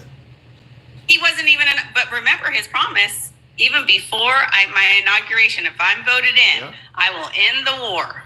Yeah. Because of my amazing magic of making a deal. I can't argue with you on that, but I think that he has won in enough other areas that I think a large portion of America, listen, if you're putting gas in people's cars for significantly cheaper, you bring down inflation rates, the price of groceries and things like that, I think Americans will overlook a war that's happening somewhere else overseas that has nothing to do with them. I really think as long as the economy is strong and the border is secure, they'll overlook that stuff. It's also really mind-boggling to me that his vice president goes on national television in an interview and saying, you know, the India and the Pakistan thing isn't our business. We're staying out of it because we're America first. And guess what? The next day is like, Trump's like, I talked to them and we are getting involved. So I'm kind of like, JD, like, do you and your boss even talk? Or does he like literally just throw you out to, like, what is I think Trump is kind of like the pharmaceutical companies that now solicit medications directly to the consumer and they skip the doctors. That's Trump. I mean, he'll skip everybody and talk right to the American people. And the administration sometimes finds out right in the middle of a press conference. Like, he told y'all what? I mean, he doesn't go through proper channels. If he feels something or sees something he don't like or has something to say, he'll go online and just say it and skip every channel in between. Well, I'm going to say at this point, we all know, if you don't know, you're not looking. But he and Melania at this point are separated. She's not hanging out. Ever since Stormy Daniels, that thing, she didn't show up. They have very little. She's not even with him at Saudi Arabia. She's probably hanging out in Mar-a-Lago or New York, just living her best life. You know, Melania, for the rest of the world, can you just give him some sexy time so he can stay off the fucking social media? Like, just for the sake of America. That man probably got hoes all around him. All right, so I got to move it Not enough, because they're not keeping him busy. Well, I mean, he's at the age now where you're kind of done with all of that. I mean, he's like almost 80 years old. Really? 80? Really? 80? I know listen, I have 80-year-old clients that I spend time with, and they are very frisky. Not in that kind of way, Tim. Don't look at me like that. They talk out loud, and there's some stuff I don't need to know. He probably still engages in locker room talk, but if he needs to, he can have the Secret Service sneak somebody into his quarters, or Lindsey Graham can come in there and jack him off. I mean, he can find somebody to do that. But in terms of being really frisky, I mean, he's 80 years old. He's got a whole country to run. Arsha, thank you for coming through. Appreciate it. All right, moving on with the program, by the way. We're talking about Trump, tired of winning. And there's no denying that the man is winning. Having your facts does make a super major boo. I do agree that having facts makes a difference. In fact, I wanted to hear something. This is going to be my first time hearing this as well. Now, this clip is in regards to what Trump is talking about in South Africa, but this is a few years old. White South African farmers are seeking a role in land reform as the ruling African National Congress moves to change the constitution to allow for the expropriation of white-owned land to rectify racial ownership disparities. Francis Maguire reports. More than 10 years ago, Sabi Suke and 15 other investors achieved a dream, one that few black South Africans get to experience, owning farmland. 472 hectares was first bought by the state from a white farmer and then transferred to a trust made up of hopeful black farmers. The land is in South Africa's fertile maize belt, but today lies fallow. Real quick, if you heard what he said, the land was purchased by the government and then it's been passed down to blacks in that country. So what my last caller stated is that the land wasn't taken from them. They were paid for it. This clip I'm playing is 6 years old. This is 6 years old, but it does seem to back up what she was saying, that the land wasn't taken from the whites; it was purchased from. Now they may have not had a choice as to whether to sell it or not, but it doesn't sound like it was just taken from them, as the Trump administration is alluding to. Fallow. Suke and her fellow investors weren't able to develop the land due to a lack of funding and training. This farm does not benefit us. The government's never helped us. As you can see with this farm, we were never trained and we know nothing about farming. Land ownership is contentious in South Africa. Most of it is still in the hands of the country's white minority. Since the end of apartheid in 1994, the ruling African National Congress has pursued a willing seller, willing buyer model. buying land from white farmers and redistributing to the black community. So once again, there's that same statement again. They're buying this land from the white folks. Now we can figure out whether they're paying them the actual value of it, whether they're giving them a choice, an option of whether they want to sell it or keep it. Probably they're not giving them an option to keep it. It might be like eminent domain or whatever the case may be, but that does make it clear they're paying them for this. So the claim that their land is being taken from them doesn't seem to resonate here. Cattle farmer Nick Serfontaine is on a panel chosen by President Ramaphosa to speed up redistribution without hurting the economy. He says change is needed as emerging black farmers want to get into the market, but often lack direction. He also helps black farmers access loans they need to develop land. For an emerging farmer to start, he's going to require at least, I would say, in the order of about 1 million rand, average commercial farmer, to recapitalize that farm, to put in infrastructure and to buy stock. Serfontaine has warned against the government pursuing a policy of redistributing land without compensating farmers, while some observers have also questioned the focus on land reform when there's a growing need for housing among the country's swelling urban populations. I don't know. I gotta say this. Now there's more modern clips I can pull up, but I've, just like my last caller was saying, she kind of did research into this. I have today too, and I'll tell you this: it does seem like the Trump administration is overstating how the white South Afrikaners are being victimized. It doesn't sound like they're dealing with extreme violence, or that they're coming in their houses in the middle of the night and taking every damn thing their own, like say the Gestapo would have in 1930, 1940s Germany. It does not sound like they're going through that, which then would cause folks to point to the fact that if you're going to bring them over here based on what they're going through, why are you skipping over other countries where citizens are going through far, far worse? Rwanda, the Congo, down in Nicaragua and some of the countries south of the border, the treatment down there is far, far worse. So why all of a sudden are these folks allowed to skip the line? Their treatment ain't that bad. And I'd be curious to hear somebody, because it was 59 of them so far, 59 of them, and there will be more apparently, but I'd be curious to see if some of those folks are interviewed and hear the stories of what they state was happening to them in their home countries. I'd be curious to see if they do that, because obviously the Trump administration needs to put people on TV that's going to say things that speak in concert to what they're saying. So you can't have a white South Afrikaner on television that has been given asylum in America, and he's like, it really wasn't that bad. It's got to be somebody that's saying things that what the Trump administration is saying. But it does seem like the Trump administration probably over-exaggerated what they're going through, which would then lead to the obvious pushback, is that these folks got some kind of immigrant privilege by getting over here. And I don't think that's deniable, because the Trump administration, a lot of my beloved MAGA have been saying constantly, we don't have a problem with immigrants. Just come the legal way. Get in the line like everyone else. These people didn't get in the line. They didn't get in the line at all. You're talking about folks that 3 or 4 months ago did not even have an asylum claim filed with the United States. And now they're on American soil already. No one, even under the Biden administration, got their shit approved that fucking quick. No one did.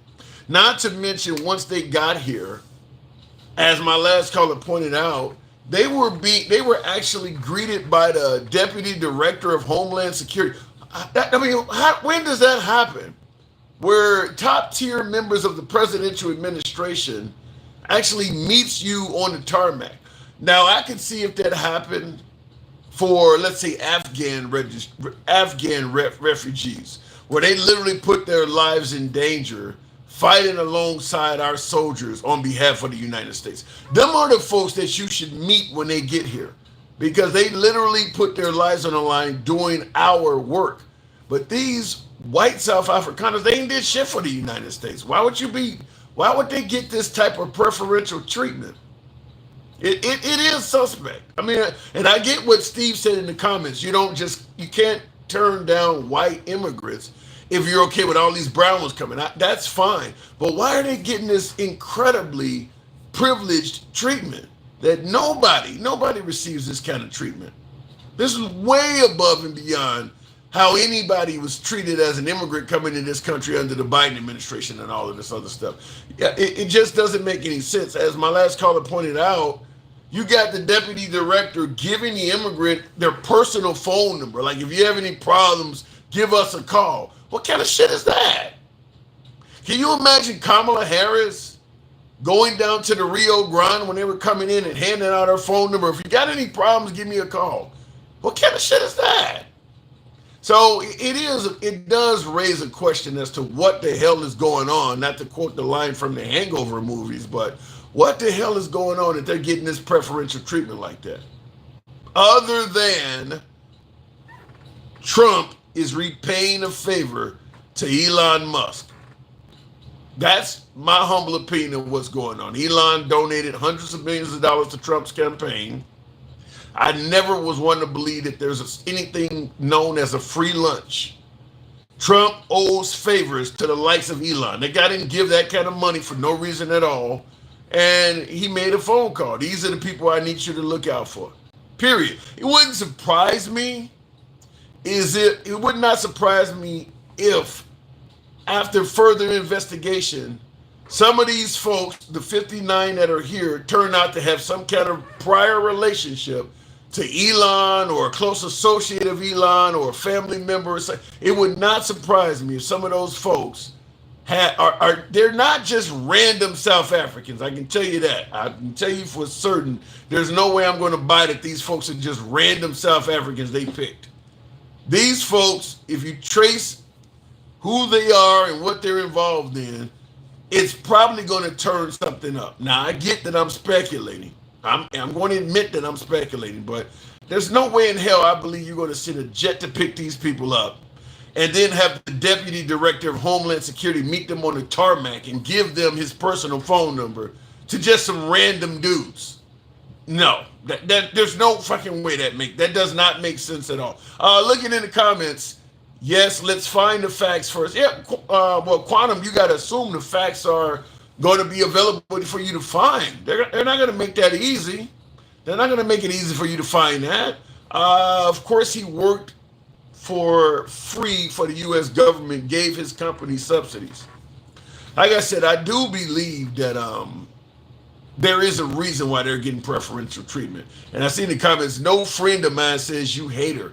Well, you would be the same. Look, any immigrant coming to this country and the president sending top levels of his administration to meet with them when they get here, and they're giving personal phone numbers, you're going to tell me it's hating to ask why the hell is that taking place? Who are these? Who the fuck are you guys? I mean, we got people that have come here running from the cartel, running from being human. We got people that have come here that's been mistreated before. Why the hell are they getting this grandiose arrival party? They're not the first people to come here that are claiming to be escaping horrible treatment in their home country. Why are they getting this treatment like this?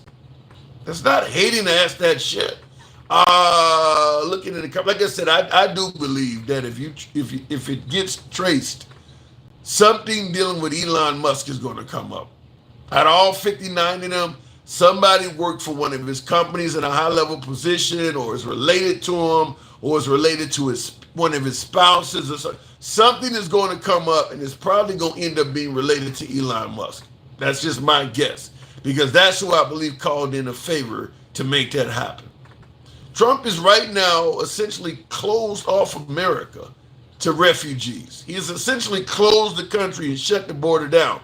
How the fuck did they get through? Nobody else can come here like that.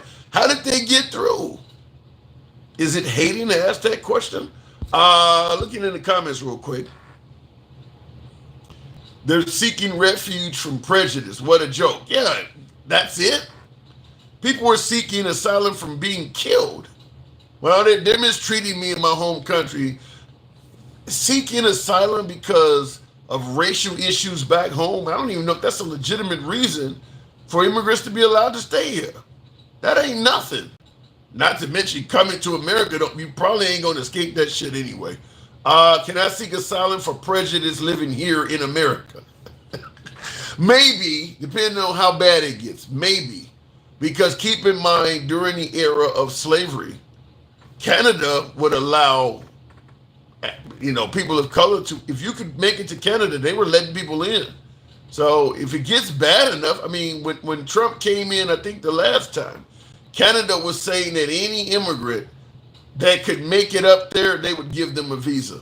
So Canada has stepped up twice. But when Trump was talking about deporting them the first time, the Canadians were saying then, if you can find a way to get here, we'll give you a visa. So Canada might do it. What racial issues do they have? Black and brown are facing racism on this soil. Well, the claim is that they're taking their land. They're taking their land. They're being faced with violence. But as you've seen, the clip I played, which is 6 years old, but there's plenty of stuff online from South Africans. And I had a clip the other day. A white South African woman was also saying the stuff that Trump is claiming is not happening here. These people are being paid for their land. They're not being violently kicked off their land. They're not being hacked up with machetes or none of this other stuff. These people are, the situation has went from basically whites being on top to a position where there may be equal or people wanting them to be a little bit less than equal. But the idea that they're being threatened with death and all, it doesn't sound like that's what's happening. It sounds like the Trump administration greatly exaggerated what they went through, what they're going through. Taking land, oh yeah, in their lives, tortured, etc. Yeah, that doesn't sound like that's happening. Taking land, first of all, you just heard the clip suggest that they're paying them for the land. And in regards to taking their lives and torturing them, that doesn't sound like that's happening to any significance. It just, I haven't seen any evidence where that's happening other than the Trump administration is saying that. The video is out on the internet, and the video speak volumes. The black man is so non-violent. What are you saying there? What are the stars saying? Okay, I don't know what that means. You guys are going crazy in the comments. Anyway, it would be all over the media, and that's true. If there were blacks taking land from white owners and torturing them and doing all of that shit, there would be a lot more media than what's coming from the Trump outfit. That is absolutely true. Didn't count. There would be a lot more media coverage of that. I mean, South Africa is a Commonwealth country. When I lived in Australia, which was also a Commonwealth country, all of those Commonwealth countries communicate with each other. South Africa, the UK, Ireland. I mentioned Australia, New Zealand is another Commonwealth country. They communicate. If that was happening down there, you would have heard more about it. You would be hearing a lot more about that. And the fact that you're not speaks volumes. It don't fit their agenda. Well, whose agenda? Whose agenda? You are a low information voter. I like that. Okay, fair enough. Depends on where you're getting into some. That's a great question, George Golden says. Wouldn't Fox News be all over it if it was true? Excellent point, 100% true. If you had blacks basically doing to white South Africans what whites were doing to African Americans in this country 100 years or so ago, yeah, Fox News would be covering that shit in great detail. They would be all over that. They would have people on the ground in South Africa covering that. That's a great point. No, and the fact is they're not doing it because it ain't happening. But that is a good point. Fox News would really be all over that. And you would have heard a lot more about that from Trump during his first term. You would be hearing a lot more about that from the likes of Tucker Carlson and just MAGA circles in general. You would have heard, you weren't hearing about any of that shit until Elon Musk popped up. The right in this country were not discussing that stuff at all until Elon popped up, which is why I tend to believe Elon is the reason why you're hearing about it. They're gonna have to send Don Lemon to cover the story. Let me ain't going over there. This is Elon's doing, said Steph Ty, and I tend to think so. I tend to think it is Elon calling in a favor. I mean, you get Trump $350 million. You don't do that out of the kindness of your heart. I know my beloved MAGA has this view that people love Trump so much, he has the best direction for this country, that gazillionaires just are inspired to give him hundreds of millions of dollars just because he's doing the right thing by America. There's no way I buy that. Because first of all, if I got infinite wealth, your policies ain't affecting me at all anyway. I'm going to be all right no matter what. They're doing that because they're getting other shit from him.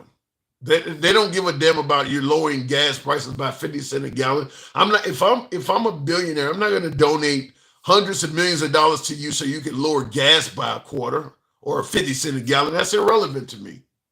He's doing things for them that benefit them in other ways. It's as simple as that. Hunter got the Ukraine job. Elon got his people here. Both presidents used pay to play. Be objective. I can't argue with that. That's a good point. But now at least you are admitting you're using Biden for deflection. Fair enough. But at least you're not blindly defending Trump. You are admitting that all politicians use pay to play. The problem with this is the immediate pushback is that Trump bragged when he came to office that he was not going to be a typical politician. He was going to be different. He's not an insider. But when he starts doing this stuff, well, they kind of all do it. So he didn't do that. But thank you, Stevie. I agree with you. Says I can call out Trump. Yeah, Trump can be bribed. The problem with this is when Trump came along and convinced folks that he wasn't taking a salary, made it clear that he was already a billionaire. That was one of the reasons people liked Trump. Is because, look, he has his own money. He's not even taking a salary. That's clear evidence that he cannot be bought. Has his own money already, and he's not even taking a salary. But now that you see him in office, I think it's pretty clear he can be bought. It's pretty clear. And it's also pretty clear he wants more money. Selling everything from Bibles to watches to shoes. So clearly, I don't know how much he had before he became president, but he clearly wants more. I don't think that's even up for denial. That guy's making a killing off of the presidential seal. So it is what it is.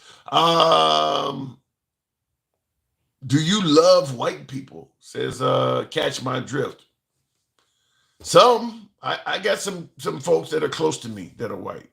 I love them. I don't know what that means. I mean, do you love white people yourself? Do you love Hispanics? Do you love Asians? What is the question there? Fake a billionaire who grifts all the time. They love that, though. The American people love that. Let me go to the box. MAGA Reacts. Good evening. Welcome to the program. Tap the screen, folks. Get the likes on up to about 35,000 if you can. Help the program out. MAGA, good evening. Yo, you still talking about this white African thing? No. It's the stupidest thing I've ever heard of. What? Like, literally, it's 59 people. Do you think we complained or we cared when 59 Haitians came over, or 59 Cubans, or 59 Venezuelan, or 59 Palestinians? First of all, we got thousands of Palestinians coming here constantly. Immigrants from all over claiming asylum. It's only wait a minute. There's a lot more to it. You're skipping over 10,000 of them under a bridge at the southern border. We're like, why are they even at the southern border? You're skipping over all kinds of shit. First of all, why did they didn't even have an asylum claim in 3-4 months ago. How did they get propelled to the front of the line while Trump is involved in the largest deportation in history? Can you explain that? I don't care. Honestly, I don't care, because our issue with the immigration is not letting people in. We want immigration. We're pro-immigration. We just want to be able to control it. Whether we control it corruptly or fairly or whatever, I really don't care. People get asylum and visas and all kinds of shit really quick for a million reasons. You know, you can be a celebrity. No, they don't. I mean, who gets met by the deputy director of Homeland Security that gives him his personal number? When have you known immigrants to come here and the deputy director is waiting for him on the tarmac? Again, when have we complained about anybody else getting VIP treatment? We don't care about like that. Constantly. You're talking about them getting you complain constantly. You're talking about them getting Obama phones. You're talking about them getting you complain constantly. Well, that's like, again, we're talking about thousands of people getting Obama phones. I would never complain about 59 people getting Obama phones. You would. Are you kidding me? Are you comparing 59 Obama phones? Was it only 59 Obama phones, or was it thousands of Obama phones? You would complain if it was 59 of them. Yes, you would. I would not complain about 59 Obama. We did not complain about 59 Haitians. We didn't even complain about 1,000 Haitians.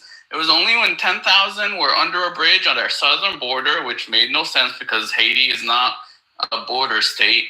And only when there was like 20 or 30,000 in some place in Ohio taking over the place and causing accidents and problems did we complain. You know, it had nothing to do with like. But you're not hearing I would have never brought it up. Why is he shutting down the border but letting these white folks in? What is the purpose of it? Why are they getting in? Why are they getting in when nobody else can?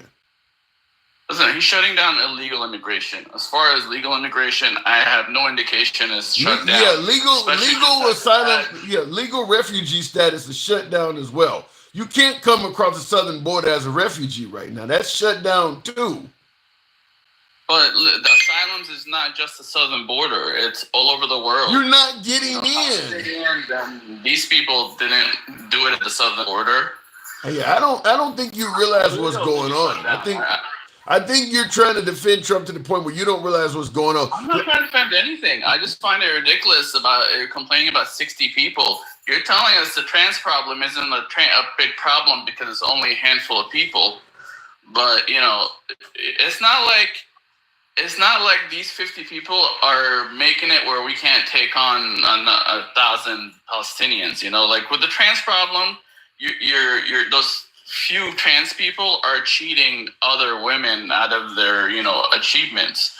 But here, they're getting VIP treatments, but they're really not cheating anyone else. Yeah, they are. And there's so little of them. It doesn't really like take away from anything. They're not taking away resources that should go to our Americans or go to other immigrants. They are. Yeah, they are. Let me give you. They all have money. They're not going to cost us. You said they're not taking. You said they're not taking away resources that should go to other immigrants. How do you feel that Afghanis that helped our soldiers out in war are being sent back where the Taliban may execute them, but they're letting these people in? Again, I don't know the accuracy of that, but if it's true, I would be against it. No, that's fucked up. I'm not for that at all. And again, we've taken a lot more than 59 Afghanis. I've never, like I said, we only started complaining when we got to the millions of people.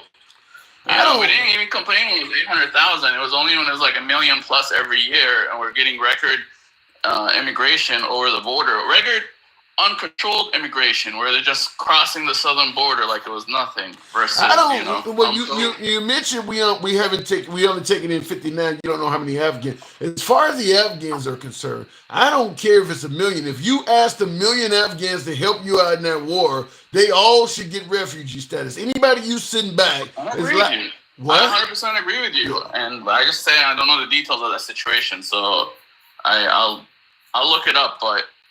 Again, if this African thing gets to the point where it's like even 1,000 of them, maybe then we could start talking. But 60 people, that's nothing. There's probably 60 people coming over to America on a whim any day of the week. Whatever happened to one too many? One is too many. Who said one too many? You said that when Lincoln Riley. I mean, you always say that. You talk about the women's sports. One is too many. Whatever happened to that? I've never heard one too many when it's like that. Well, one person dying is too many, but I don't think these people have killed anybody, have they? I don't have one of the Africans, like, you know, the people who killed Riley? No, Have they killed anybody? No, but they're... Yeah, if they killed someone, yeah, one is too many. One person dying is too many, but I don't think they've killed anyone yet. Okay, not yet. I want you to hear this. This morning, the Trump administration making moves to end protections for Afghan refugees in San Antonio and around the country. News 4 San Antonio's Tawny Davis is live with the details and what it could mean for those currently here. Good morning, Tawny. Good morning. According to Texas Public Radio, the notice of the Trump administration formally ending protective status for Afghans who do not have permanent residency was filed on Monday. This could result in the mass deportation of more than 11,000 Afghans who fled their home after the United States withdrew. Many of them live here in San Antonio. According to the Department of Homeland Security, that temporary protected status for Afghans cannot be renewed because there has been a drop in violence there, among other things. In an update, they said, based on DHS Secretary Kristi Noem's review and consultation with the Department of State, the Secretary determined that overall there are notable improvements in the security and economic situation, such that requiring the return of Afghan nationals to Afghanistan does not pose a threat to their personal safety due to armed conflict or extraordinary and... So in other words, Afghanistan is safe now. There's a drop in violence. There's no threats. At all. Huh? But I don't agree with that at all. Right. They're gonna get these people killed. They can still apply for asylum. It doesn't sound like they can't apply for asylum. They're gonna get these people. They're literally just making up an excuse to kick these people out. They're gonna get those folks killed. Now have they kicked out? Have they kicked out 59 of them yet? Have they kicked out one? Gotta kick out more than that. I mean, No. This says that they could kick them out, which we don't even know if that's what it means. They've kicked out a lot of them. Yeah, they have kicked them out though. They have kicked plenty of them out. I have to look it up. I will look it up and get back to you. In fact, let me try to Google it right now. Maybe I quickly Googled it because the other day that Iraqis being our allies thing, I Googled in a minute. They are our strategic partners because we bought that, we built that country from scratch. We paid for everything. Yeah, they're definitely a strategic partner. Yeah, but you do see that. Now he's taking in these South Afrikaners, and they're not facing anywhere near the drama that these Afghans are going to face when they go back home. Yeah, it's 50 of them. If we're talking about 59,000, then I would be right with you saying this is fucked up. I mean, if you send somebody to their death, that's one is too many. If you're sending somebody to the hands of the Taliban, one is too many, right? Yeah. Okay. 100%. And you know that's going to happen when he's talking. I don't want any of those Afghanis deported. Especially when he's talking about Afghanistan is safe now and their financial well-being is safe. I mean, you know that's not true. They're just making up some shit to kick them out. I'm with you too, and now they're doing the same thing to Syria. They're trying to, I guess they're giving them. I don't know. They're kind of doing the same thing in Syria, where they're removing sanctions to see if their new government's going to be a friendly government or if they're going to be another Taliban.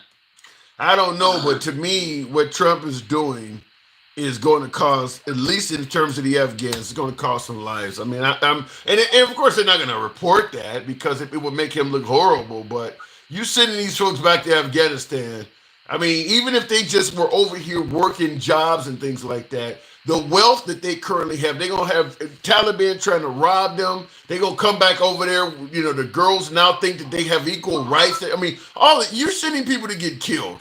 I mean, there's just no doubt about it. Any young girl that grew up as an Afghan, but in America, she's growing up thinking she has rights and shit. You're going to send her back to this country that's going to treat her like she has no rights and all of that. You're going to get these people killed. I agree with you 100%.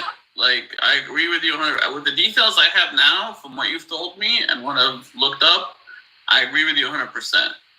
But as far as I know, I don't think they deported anyone. And definitely no one's died as far as I know, but we'll find out in time. You know, it's kind of too early. A lot of this shit, you know, people are talking their ass off because it's too early. In another year, half these arguments are going to be mute because, you know. Well, let's put it this way: if you're going to end deportation protections for Afghanis, you got to assume that's going to. Why would you protect them from being deported and then remove that. If you're removing that, then you're basically opening up the door for them to be deported. The idea that it's not going to happen seems crazy. Why would you remove those protections if you don't intend to have people deported? They can still. I don't think that's what it means. I think it means why would they he just do it? automatically take new ones. Why would you remove the deportation protection for them? So they don't automatically take. They don't have to automatically take in new ones. But Afghanis could still personally, like that what you're talking about is an automatic. If you're from this place, you come in right away. Now they just have to apply for asylum, and they'll probably get easily accepted applying for asylum anyway. I really doubt the goal is to fuck over these people. I thought the goal was, I didn't think the goal was to fuck over any people until I saw them start doing it. So, I mean, the Trump administration is constantly doing things that nobody predicted they would do. So when you say the goal is not to fuck them over, I want to believe you, but they fucked over so many people that I didn't think they deserved being fucked over. So I don't know. I can't say that with confidence. I mean, we'll see. I mean, that's what I'm saying. Time will tell. I just don't want to jump to they're trying to deport 9,000 Afghanis when I don't have any proof that they deported one Afghani yet. I'm trying to Google it. I haven't found any reputable source saying they've deported anybody. I think they just don't want to take on new ones automatically. But all these people should be applying for green cards. They should be. I mean, I think they automatically get a lot of shit for working with us. So they're definitely interpreters and shit. I think they automatically get green cards and shit like that. So this might be I don't know. I don't know the details. And as far as I could find, I have not found any proof that they have deported any Afghanistan people. All right. Well, go ahead. Say that again. No, like I said, I have no proof that they deported any Afghanis. And, as far as the details I have, no one has been killed or anything. Well, I want you to hear this. Afghans fleeing the Taliban will no longer have temporary protected status in the U.S. These protections are meant to shield migrants from returning to countries facing conflict. They were canceled by the Trump administration. Now some asylum seekers are receiving letters from the federal government asking them to leave immediately. As WRL's Heidi Kirk reports, that includes some people in our area. I've been in prison. I've been tortured in different way. It's the same story for many Afghans seeking asylum in the United States after facing religious persecution by the Taliban. This man asked us not to share his name, but was eager to share his story. If he got his face on, just because we don't got his name, they can find out who he is. That's kind of funny, but here you go. Go back to Afghanistan. We are not safe. He showed us the email he received last week from the Department of Homeland Security. It tells him, quote, your parole will terminate 7 days from the date of this notice. And if you do not depart the United States immediately, you will be subject to potential law enforcement actions. I have never imagined United States one day say, you should leave this country. It is normal. I feel not being safe in Afghanistan, but I've never imagined to feel not be safe in America. He's one of thousands of migrants who came here after the Taliban takeover using the CBP One app, which was introduced by the Biden administration in 2023 to create a legal pathway at the border. He says he's currently on the I-94 visa, which allows a person to stay in the U.S. for a prescribed amount of time, and he's applied for asylum. For me, I'm going to go to the court in 13 May. So, I mean, he's obviously being told to leave. You said you haven't seen anybody that's being deported. I don't know what happened to this. He's applying for asylum, and he's due for a court date. So he's going through the asylum process. You really think under the Trump administration, all of these folks are going to win their court dates? I mean, if you're an Afghani and you're worried about, a minority of Afghani that are probably Christian is probably going to get killed if he goes back, I'm sure he's going to win his asylum. I'm a minority from Egypt. It's very easy for us to win our asylum because, we're a minority, a Christian minority in an Arab country. See, the problem is with these folks. Constantly. Yeah, the problem is with these folks. I don't know if there's anybody behind to tell you that they got deported, but if they're getting these notices, the idea that all of these folks are going to survive that notice, they're going to all file asylum claims, they're going to all be allowed. I don't know anybody that's been deported. If they're sending this many of these things out to these people, they're getting deported. I don't know, man. I'm getting the feeling that these notices are like automatic, like mistakes. Like they automatically get sent out, and they're not really meant to be sent out like that. But we'll see. Like I said, I'm waiting for proof that someone actually got deported. I bet money most of these people have asylum dates, and they're gonna get approved for their asylum, and they're gonna end up staying. Well, the problem is the way we treat these folks. How do you even get proof? I mean, they're here one day, they're gone tomorrow. It's not like there's anything left behind. How do you even get proof that one got deported? Proof of bad things against Trump. The media's on top of him. If they get a wind of a single Afghani getting deported, it'll be all over the news. Especially one that helped us out in war, which I think they all automatically get their passport and green card and stuff. I'm pretty sure if Trump did it, we'll catch it. Yeah. To me, it makes no sense to hear about all these folks getting these "you must leave immediately" notices and think that they're all going to somehow go to court and defeat and get allowed to stay under the Trump administration that's gung-ho on kicking people out. If all of them are getting the notices, I think it's safe to assume some of them are going to get kicked out, if not already gone. I mean, I don't think you need to see proof. You know the administration you're dealing with. Well, these asylum judges aren't necessarily Trump judges. They're probably just as left-wing or, in the middle or even right-wings. They'll probably still approve that. I really don't think he's got that much control of the asylum. How you going to get asylum? How you going to depend on a judge if they've already rejected your protected status? Why do you think the judges all of a sudden going to rule in your favor? You don't even have protected status anymore. Because one has nothing to do with the other. The protected status just to get them here. Once they're here, if they're it's not necessary anymore. That's what I'm trying to say. They think it's not necessary anymore. They're not bringing any more Afghanis, even if they keep the protected. I don't know. I really don't know. This is like beyond my expertise level. I don't think it is. I think you know the answer.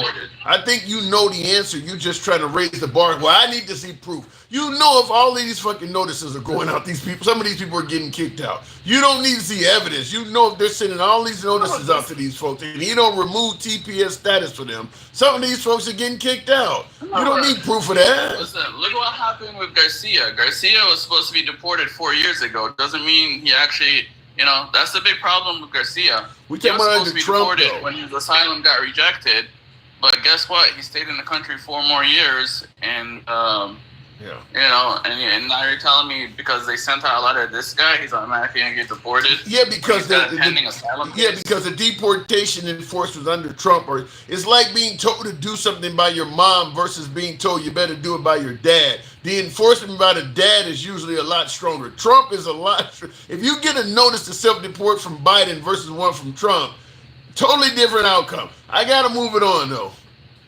I mean, that could be more rhetoric than anything. Yeah. People are more scared of Trump than actually what he's doing because, he's not God. He can't automatically snap his finger and 10,000 Afghanis get deported. And especially they get deported without us knowing about it. No. I think you're giving him too much credit. I think you ain't been paying attention, but I got to go.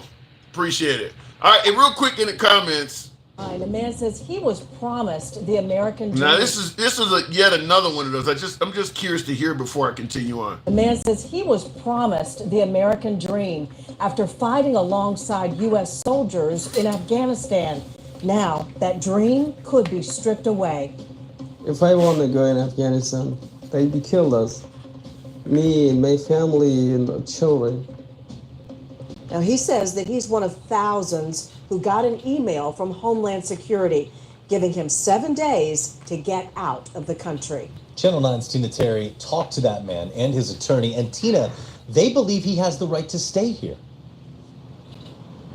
They absolutely do. Now, for his safety, we're not sharing that man's name, but today his attorney told me that he was promised safety and a life in the United States after fighting along U.S. troops in Afghanistan. And that last guy was in San Antonio. This is in Charlotte, so this is over in North Carolina. He told me today that returning there would be a death sentence. How can I go? Where can I go? That's a big problem for us. That immigrant met us today to share his concerns about this letter. He received it by email 2 weeks ago. The letter gets straight to the point. The first sentence says, "It is time for you to leave the United States. And if you don't leave now, you will be subject to potential law enforcement actions." If I want to go in Afghanistan, they'd kill us. Me and my family and the children. Before the war in Afghanistan ended in 2021, he says he was in the Afghan army and helped U.S. troops. He was one of thousands who rushed to the airport in August of that year, trying to get on a plane to get to the U.S., but chaos at the airport in Kabul left him and his family stranded. He kept hope alive for years, living on the run in Afghanistan with his family and 3 young kids. There's a movie called Guy Ritchie's The Covenant. I'd invite you. It's a good action movie. What is his name? Jake Gyllenhaal, whatever his last name is. He stars in it, but it's about this situation where there's a Afghan interpreter that's helping out American soldiers over there. And when it's time for America to leave Afghanistan, they want to leave the interpreter behind. And they do. And they actually do leave him behind. The reason why I thought about that, because you heard this guy say that he was trying to get into America and he was on the run in Afghanistan until he could finally lead the country. That guy did the same thing in the movie. That's exactly what happened, is he was having to lay low undercover because the Taliban was looking for him. He had been working with the United States. We ended the war, we left and left him behind, and now he's in his own country trying to hide out from Taliban looking to kill him. And it's a good movie, I would say watch it, but it's exactly what they're talking about here. And yeah, there is no denying that if we send those folks back to Afghanistan, some of them folks are going to be imprisoned, tortured, and or killed. There's no denying that's going to happen. So for Trump to remove TPS status for them while bringing in immigrants of South Africa, it's pretty clear that there's some kind of bias going on there, and I'll leave it at that. In the comments, Alpha Spec says, my source is a movie. I didn't source it for any damn thing. I just simply said it's a great movie to watch, and it tells the story of how this kind of stuff. I mean, shit, Saving Private Ryan tells the story of the invasion of Normandy. I mean, should you not mention it? If you want to tell somebody what it was like during the invasion, well, you can't use Saving Private Ryan. It's a fucking movie. You make no damn sense at all. You make no sense at all with that. It's a movie based on what happened to Afghan interpreters. I mean, or to Afghan refugees that work with the United States. That's all it's about. It ain't about a damn source. Looking in the comments, 1 hour later, hate for a few white guys. You said that's what's going on here. Yeah. Saving Private Ryan is Hollywood, bro. Yeah, Saving Private Ryan is so much Hollywood that when it came out in 1998, real survivors of the invasion of Normandy were walking out of the theater in tears. That's how real that shit was to them. People who actually went through it back in 98 when they went and watched that shit said it was so real. Some of the veterans could not even watch the whole damn movie. But it's Hollywood. Hollywood can imitate fucking life, you know? Hollywood ain't something you just dismiss. Same thing with Black Hawk Down. Some soldiers said that how they filmed Black Hawk Down was very realistic. Have you ever seen the gunfight in the movie Heat? Al Pacino, Robert De Niro, Val Kilmer. Have you ever seen that gunfight? So the idea that it's just Hollywood don't say shit. Hollywood can be very real. Looking in the comments, if you're offended by U.S. laws, the exit is conveniently located at the border you skipped. What the fuck does that got to do? If Biden legalizes transgender playing against biological girls in sports, if Biden makes that a law, do I tell you that if you got a problem with that fucking law, you need to leave the country? Is that what you're telling me? By stating that if you, what was your comment again? If you're offended by U.S. laws, The exit is conveniently located at the border you skipped. Sounds great when your candidate of choice is making the law, but when the liberals are in there making the law, now you don't want to hear it. This falls under the category of you can fuck off with that. That's not how the country works. That's not how the country works, where the laws are only good when your guy is making them. When the liberals are making laws, all of a sudden now you don't want to leave. You feel like it's okay to complain now, huh? When the liberals are passing laws in favor of universal health care or some shit you don't like, did you get your bags and go packing? Remember, if you don't like the laws, you can leave, right? Looking in the comments, trans people have always existed. True, that is true. Because when you sneak in, you don't get to demand rights. You get a map back home. Bullshit. Didn't we go to Iraq because Saddam Hussein was allegedly mistreating his own people? What happened if you don't like the laws? Get the fuck out. We literally have invaded countries because we didn't like the laws there. We started letting Afghan women learn how to drive and own businesses in Afghanistan. What happened if you don't like the laws? Leave. It sounds good when you're the one that's in control. But when it's happening the other way, you certainly don't like it. America goes to countries all the damn time that they don't like laws of and try to change the damn laws. Happens all the time. But it's wrong for them to come here and change ours. Is that what you're trying to get me to believe? What do you think about January 6th? It was a mess. January 6th was a mess. And it was based on something that was not true. And there's been plenty of years that have passed for us to know if it was true. Trump is in the White House. He controls the Senate. He controls Congress. He controls the Supreme Court. And he ain't doing a damn thing to prove any of that shit he said that led to January 6th happening. Trump, I'll just say inspired. He didn't force anybody to protest, but he inspired them to do that based on a lie he told them. And like I said, the proof is in the pudding that it was a lie because several years have went by and he ain't proved shit. So January 6th was a mess. So you think Trump didn't have anything to do? No, I didn't say that. Knox, you said, so I don't think Trump had anything to do. No, I would never say he didn't have anything to do with January 6th. Without Trump, January 6th doesn't happen. Without Trump saying the election was stolen, January 6th doesn't happen. Without Trump and Steve Bannon and all of them talking about meet us in Washington on January 6th, it doesn't happen. Without Trump taking 4 hours to call these people off when they were invading the Capitol building, it doesn't happen. And when they did the hearings, the January 6th hearings committee, they were able to show that once Trump finally went on TV and started speaking to the people, the whole thing dissipated. But he waited 4 hours before he did that. So yeah, he definitely has something to do with it. I'm not gonna give him a complete pass. January 6th was about using alternative electors, which was completely legal at the time.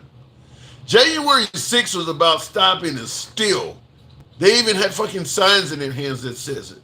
There was no steal to be stopped. Period. There was nothing stolen. They showed up to stop the steal.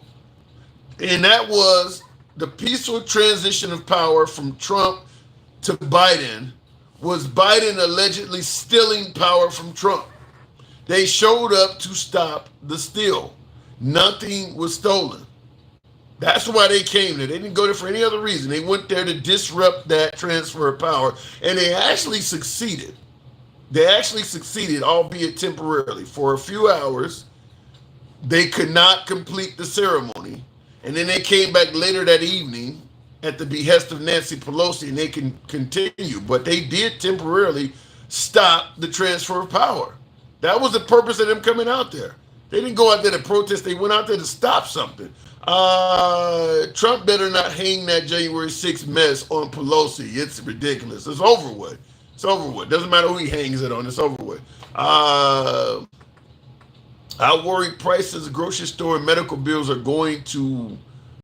I worry prices, grocery store, and medical bills and going to work. I don't know what you mean by that. They put poop on the White House walls. They didn't just put poop on the White House walls. They took down U.S. flags and replaced them with the Trump flag. They stole shit from Nancy Pelosi's office. They broke in stuff. I mean, they caused a lot of damage. I mean, you see when Ashley Babbett got shot, they were smashing out windows at that point. I mean, they caused a lot of damage in that building. They didn't just go in there peacefully to have a tour, as some people put it. They went in there and did a lot of damage.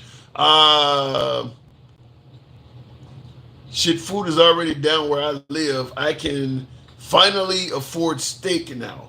Where the hell you live at? I'm not seeing the price of steak and food dropping like that. I'm not seeing it. Real quick in the comments, they put poop on the walls. Yeah, Ashley Babbett family got a huge settlement.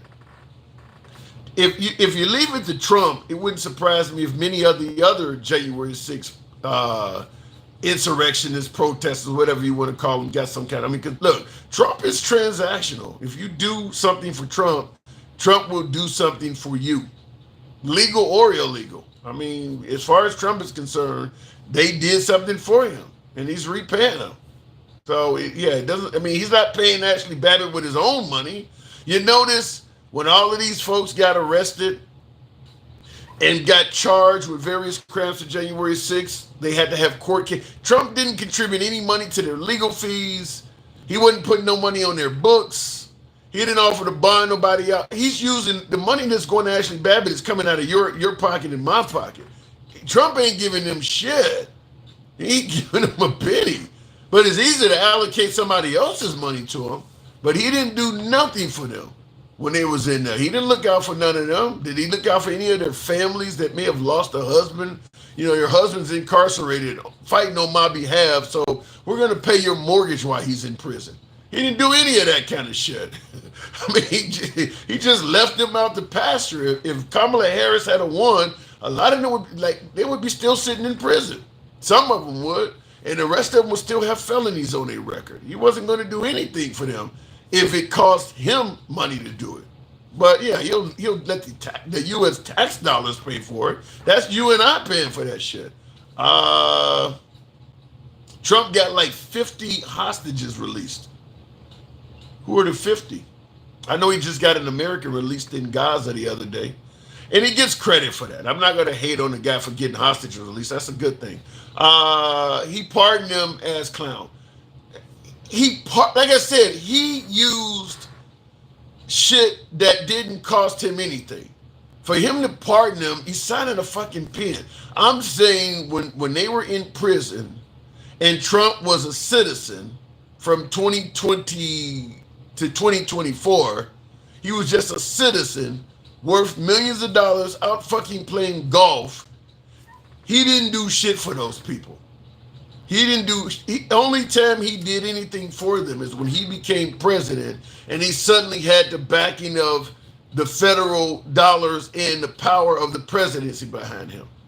But if Trump had a loss to Kamala Harris or lost to Biden, them folks are going to be on their own.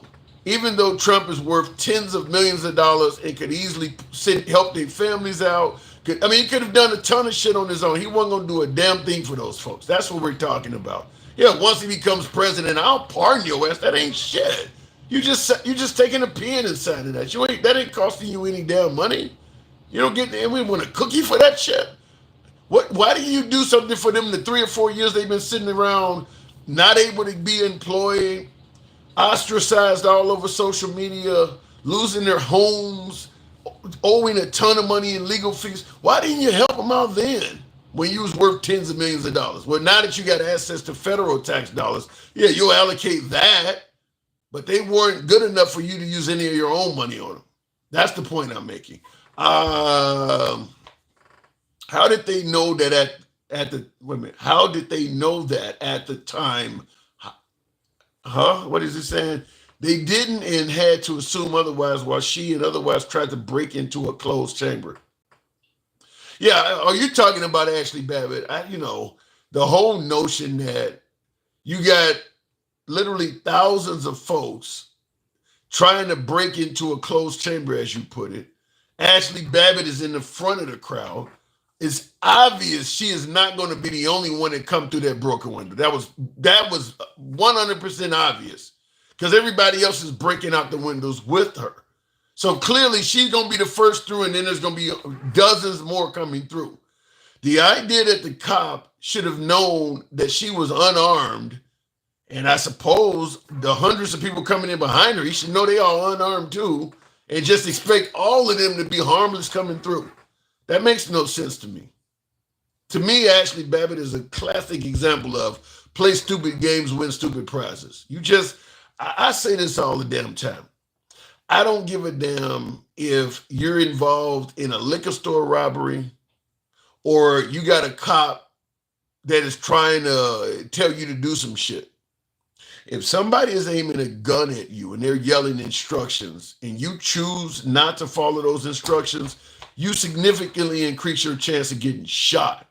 That's as simple as that. It is as simple as that. You're depending on the person with the gun to have some kind of mercy on you. And all. If somebody is aiming a firearm at you and they're telling you to do shit and you choose not to do it, you increase your chances of getting shot. Whether it's a person in blue with a badge or whether it's a bank robber.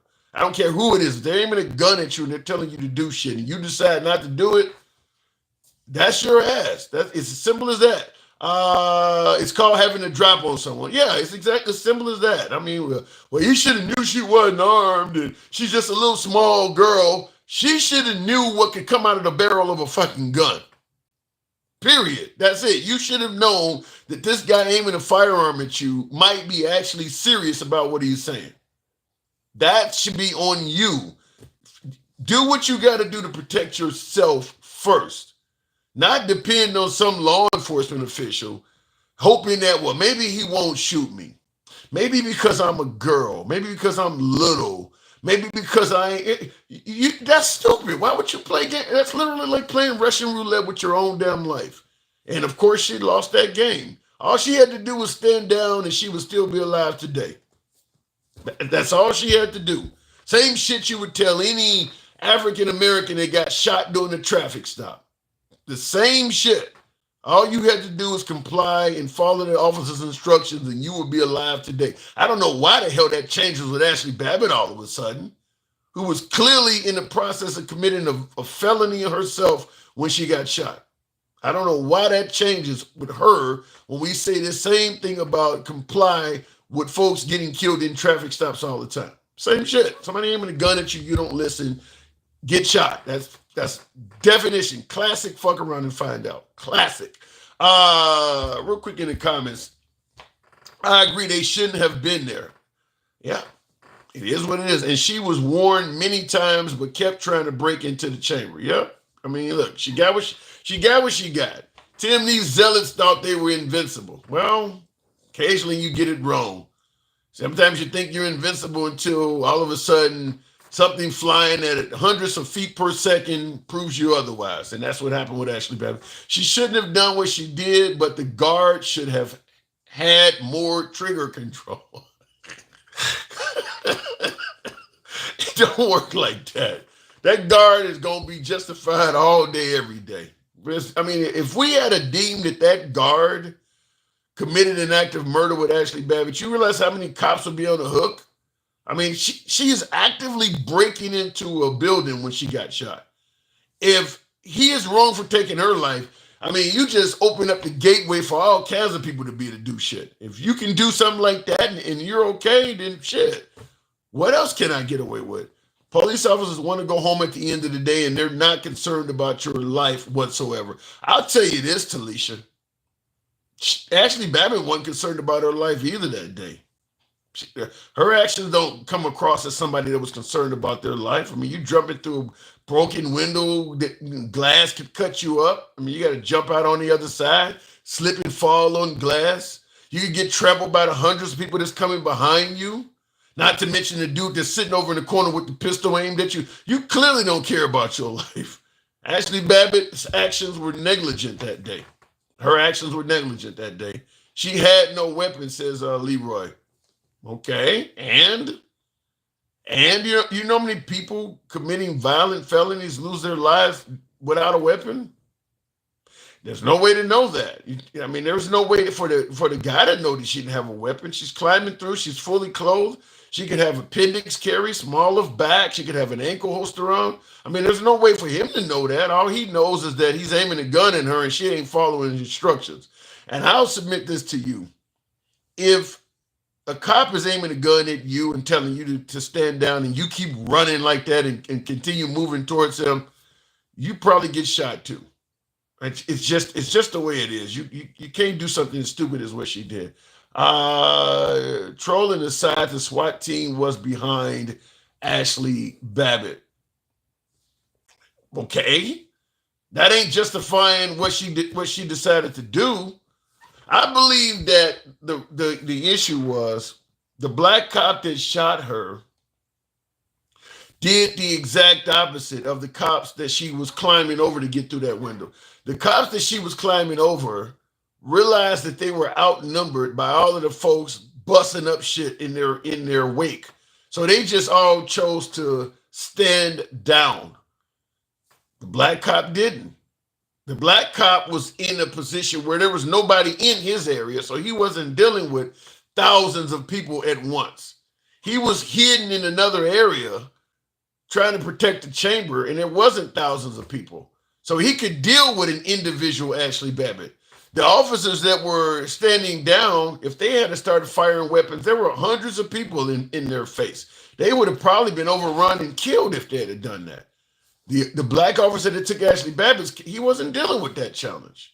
He was able to pop out the first person that come through the window, and that happened to be dear old Ashley Babbett.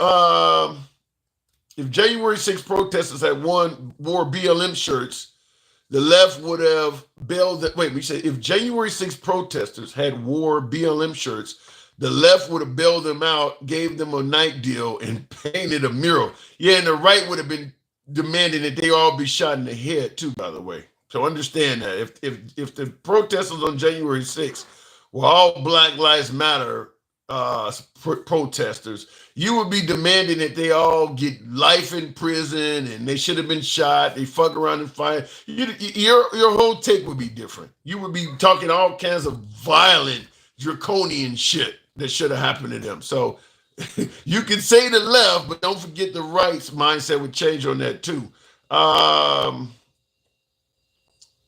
Alpha Spec says they burned down buildings. Look, yeah, that did happen. I mean, where else do you want me to go with that? Yeah, they burned down buildings. The January 6th protesters was talking about taking the life of the vice president. So it is what it is. Bro, in Leroy, you're wrong when you say nobody was charged. There are literally hundreds of BLM protesters. They got felonies on their record. Some of them are still in prison. All you got to do is type, go to Google and type in BLM protester arrested, BLM protester sentenced, and you'll see there's hundreds of them, hundreds of people that protested protested and rioted on behalf of BLM have done time. There's plenty of them that got arrested. It's pretty easy to go to your particular search engine of choice, Bing, DuckDuckGoose, Google, Yahoo, whatever you use. Just Google BLM protester arrested, BLM protester sentenced, and you'll come up with all kinds of cases. I mean, they definitely got charged, and some of them went to prison. That definitely happened. The first insurrection in world history without any weapons. Well, first of all, it's not true to suggesting that they didn't have weapons. There are literally people on video beating cops with flagpoles and shit like that. There may have not been a lot of firearms there, but they definitely had weapons. In fact, there's video. I've shown it on the channel of one of the January 6th participants showing the media that he had a gun on him. So yeah, there were definitely weapons out there that day. The idea that they didn't have any weapons is simply not true.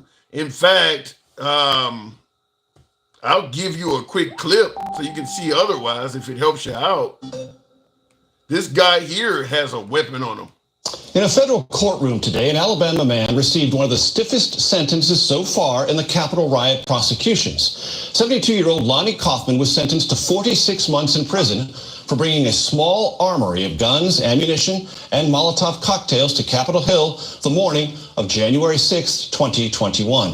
The nearly 4-year sentence is the third longest for a Capitol riot defendant. There you go. And they even show a picture of the weapons he had with him. So I just think you got it depends on where you're getting your media from. If you're watching, if you're listening to Tucker Carlson, they all went out there for a love fest. But yeah, you see what's on the screen there? That looks like an AR. Plenty of these guys had weapons. They didn't have weapons. You think all of these folks came unarmed? That's just not true. Doesn't take but just a little bit of searching online, and you can definitely find that. So that's just not true. And by the way, it came out during the hearings that they had weapons. Plenty of bombshells dropped today during a surprise January 6th committee public hearing. A former White House aide shared some shocking new details about President Trump's demeanor the day of the Capitol attack, but some of those details are already being disputed. Xavier Walton has the latest from the newsroom for us. Xavier? In this last-minute surprise hearing, the former White House staffer talked about what the president and his staff did before, during, and after the storming of the Capitol. With the world watching, the aide to former President Trump's White House Chief of Staff, Mark Meadows, delivering bombshell testimony. He didn't look up from his phone and said something to the effect of, "There's a lot going on, Cass, but I don't know. Things might get real bad on January 6th. Cassidy Hutchinson saying the Trump White House was aware of the potential for violence that day. Hutchinson recalling a conversation with Trump's former personal attorney, Rudy Giuliani. He had responded something to the effect of, "We're going to the Capitol. It's going to be great." She also described an alleged altercation between Trump and his own Secret Service. The crazy thing is, it's pretty clear that they expected drama there that day. I'm talking about Trump, Giuliani, Steve Bannon. They expected drama to be there that day. They knew that what was going to happen there that day was not going to be peaceful. I mean, so I don't know, like I said, but it's pretty clear that they knew they were trying to start something. To quote Michael Jackson, you want to be starting something, but they knew they were about to do something.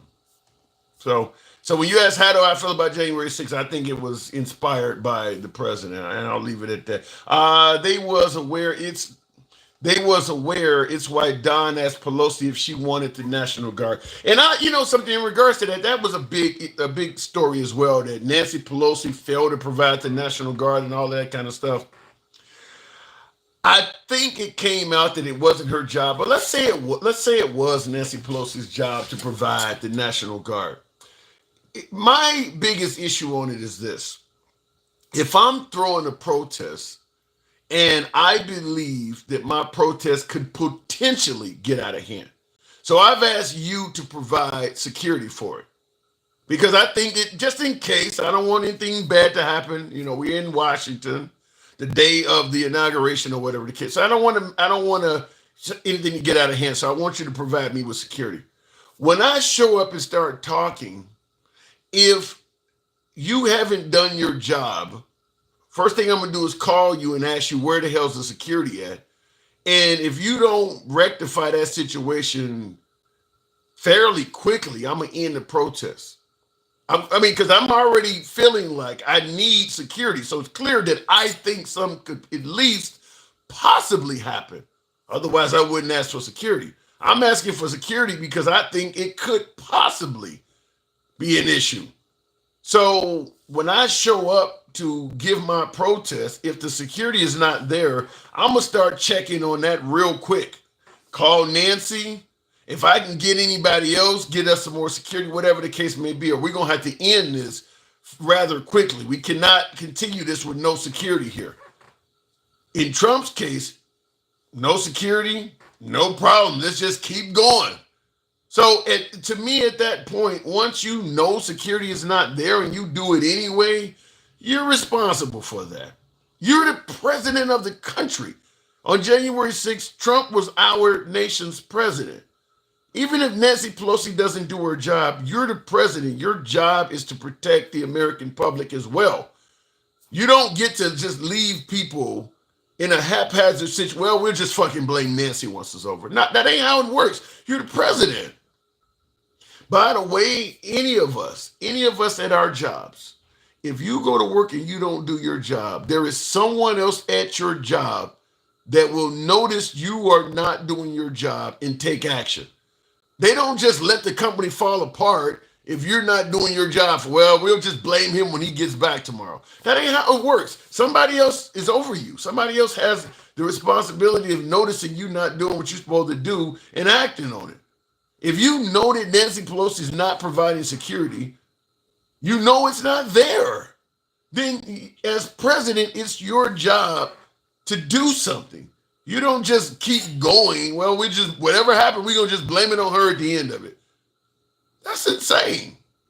So my opinion is, even if Nancy Pelosi's job was to provide security, the moment Trump knows that security is not there, he too becomes responsible for anything that happens, because you know this is not here and you continued on.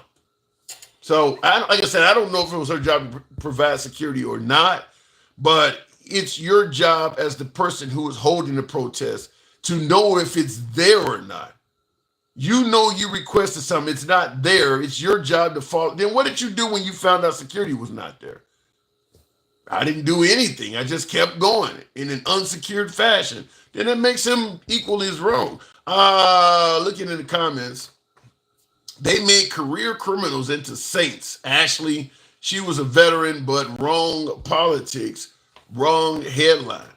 Ashley Babbett being a veteran, in my opinion, doesn't help her out at all, because it really makes her look like, it's, to me, Ashley Babbett being a veteran and doing what she did is the difference between you or I committing a crime versus a cop committing a crime. There should be a higher standard. You're attacking a government building as a former government employee. You, of all people, should know this is wrong, because there's probably other military personnel protecting this building now.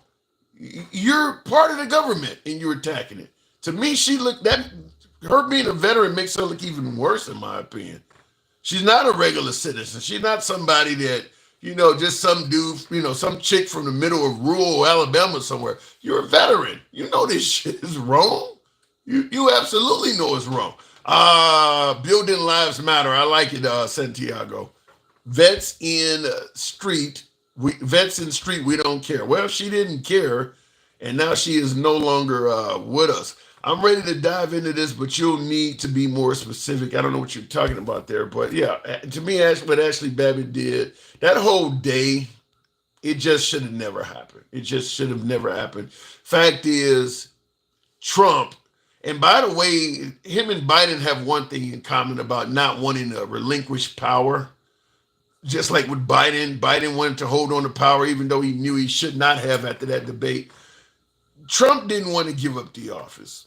It's as simple as that. Trump knew he lost the election and just didn't want to cop out, didn't want to admit he lost to Biden and didn't want to come up off of it, and just decided to come up with this bullshit story about how the election was stolen. And I'll tell you this, if Kamala Harris had won, he would have said she stole it too.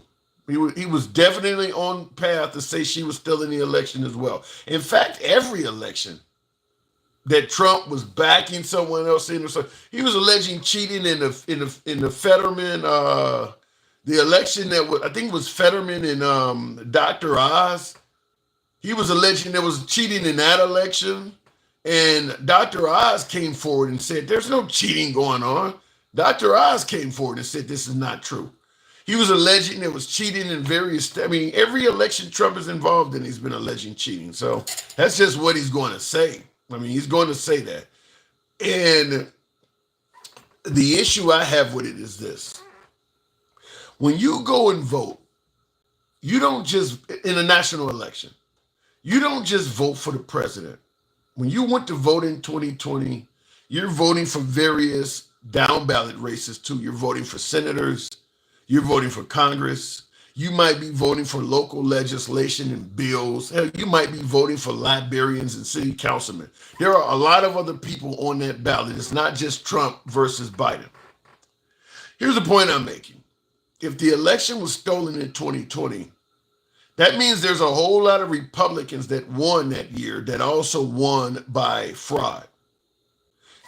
Trump and many of his supporters have this mindset that the Democrats can perform some kind of surgical steal of only Trump's office, but all the Republican senators and Congress and governors that won that year, they just let them, if the Democrats were going to steal the election, they would have stolen from them too.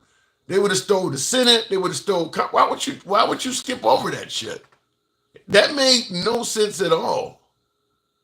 That you could get millions of Democrats to all just focus on stealing it from Trump, but let all the Republicans all around the country, let all of them have a pass.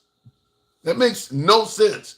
If the Democrats stole the election, you would have noticed the Republican Congress and Senate would have probably performed historically bad in that election. But yet the Republican Senate and Congress actually performed above expectations. That didn't make any sense, and it still doesn't make any sense, which is why I don't believe the Trump administration will ever prove that. And then there's a host of other things that don't look right. We can talk about the fake electors.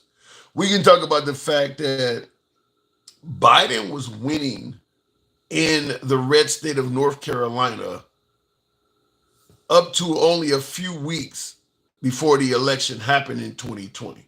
Now, Trump won North Carolina, but for a time, Biden was beating him in the polls, and it started getting neck and neck.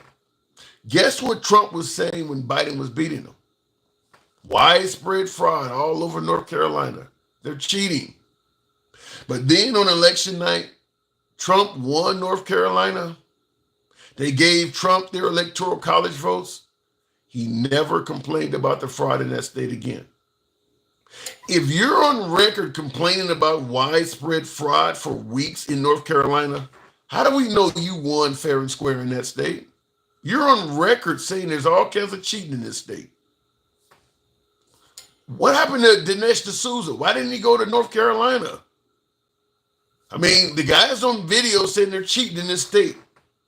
Where's the investigations? That's one of the problems of Trump claiming that the election was stolen from him, is that his own quotes would come back to haunt him. Things that he said himself, his own quotes, would come back to haunt him. Pennsylvania is another state where they claim Pennsylvania changed its rules in an unconstitutional manner due to COVID. The state of Texas sued Pennsylvania, saying that the changes they made to their election were unconstitutional, went against the Constitution of Pennsylvania. The governor of Montana appeared on This Week with George Stephanopoulos and stated, "We made the exact same change due to the pandemic in Montana that they did in Pennsylvania. But Trump won here, and he's not suing us. He's suing Pennsylvania for doing the exact same thing we did because he lost in Pennsylvania, but he used what we made, he used the changes we made here to win, so he's okay with them." The problem with Trump is simple. He wasn't trying to prove or have a free and fair election. He was just trying to win. In other words, I'm only against fraud if it works against me. If the fraud helps me out, then shit, I'm good with it. Then you're no better than the person you're accusing of stealing it. I mean, you're going to complain about fraud, but then when the minute the state goes in your favor, then you don't care about the fraud no more. Then you're just trying to win. You ain't trying to you're not trying to hold a free and fair election. My opinion is this.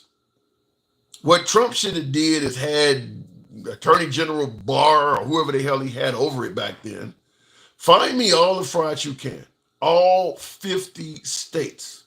I want every Republican you can get in all 50 states to find as much suspicious looking shit as they can.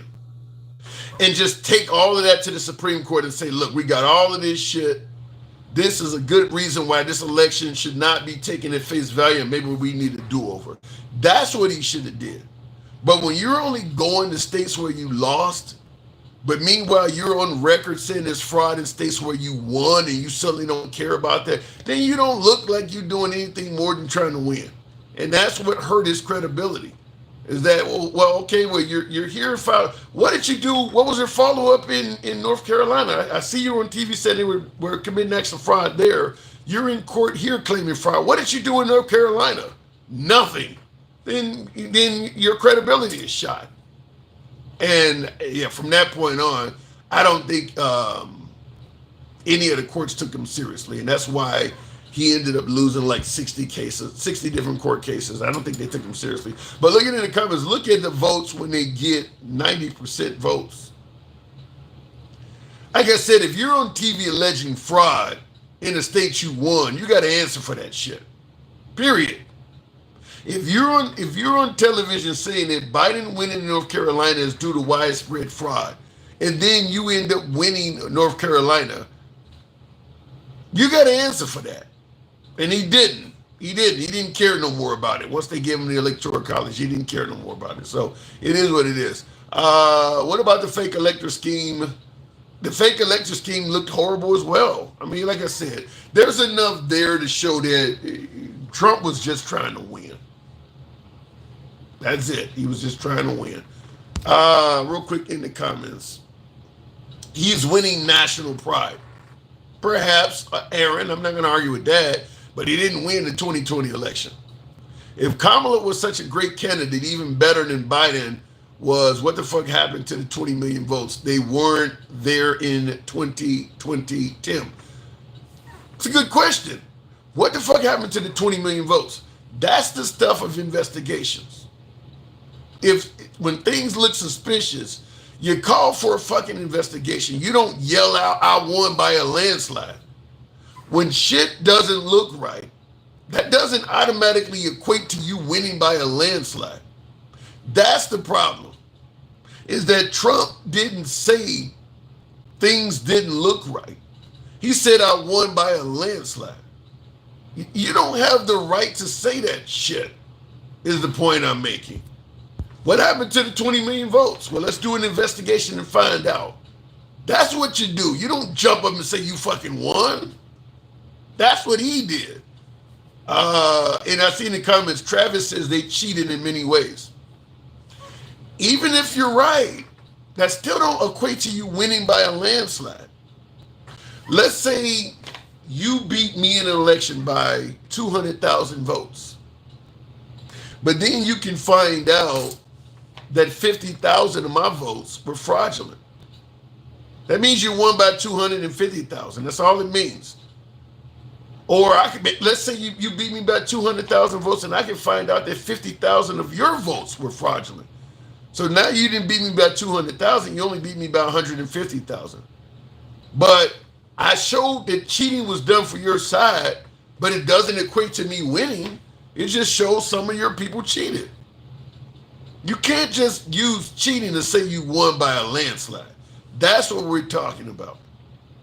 Trump just jumped up and fucking said he won by a landslide, and it's based on nothing. It ain't based on anything factual. Well, it looks like they were cheating.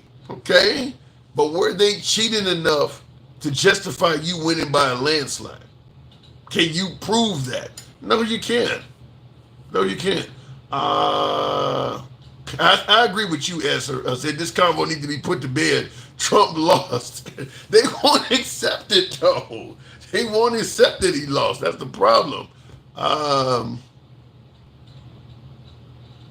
want to make sure who counts when they're doing it in secret. I don't, like I said, if Trump said he won by a landslide, he has to show where he got that information from. Otherwise, he on some bullshit. I'm just simply saying that. Even if you can show that 10,000 dead people voted or 100,000 illegal immigrants voted, even if you can show, that don't mean you won by a landslide. If Biden beats you by 2 million votes and you can show that 100,000 dead people voted for Biden, those are fraudulent votes. Okay, so now that means Biden didn't beat you by 2 million. He beat you by 1,900,000. So just because you find fraud don't mean you won by a landslide. You got to show that the fraud you found was so substantial that it made that kind of a difference. He didn't do that. He ain't came close to doing that. He never will do that. So that's why his claims were viewed as bullshit from all the courts. Nevertheless, folks, you know what I got to do this time of damn night. I do appreciate you tuning in as always. Feel free to subscribe to the program. For some of my beloved MAGA, you definitely don't like this election talk, so I probably fucking lost a few of you folks, but it is what it is. This is a free speech program. You can certainly criticize the host, but we're all about free speech here. We are MAGA friendly, but I do understand some folks do not favor hearing any criticism of Trump. It is what it is. Just like some liberals don't like to hear me defend Trump, but I'm all about free speech. If you enjoy that, follow the damn program. If you're on TikTok or Instagram, certainly a subscription on YouTube, if you will. Until then, I'll see you folks tomorrow night. Y'all take care.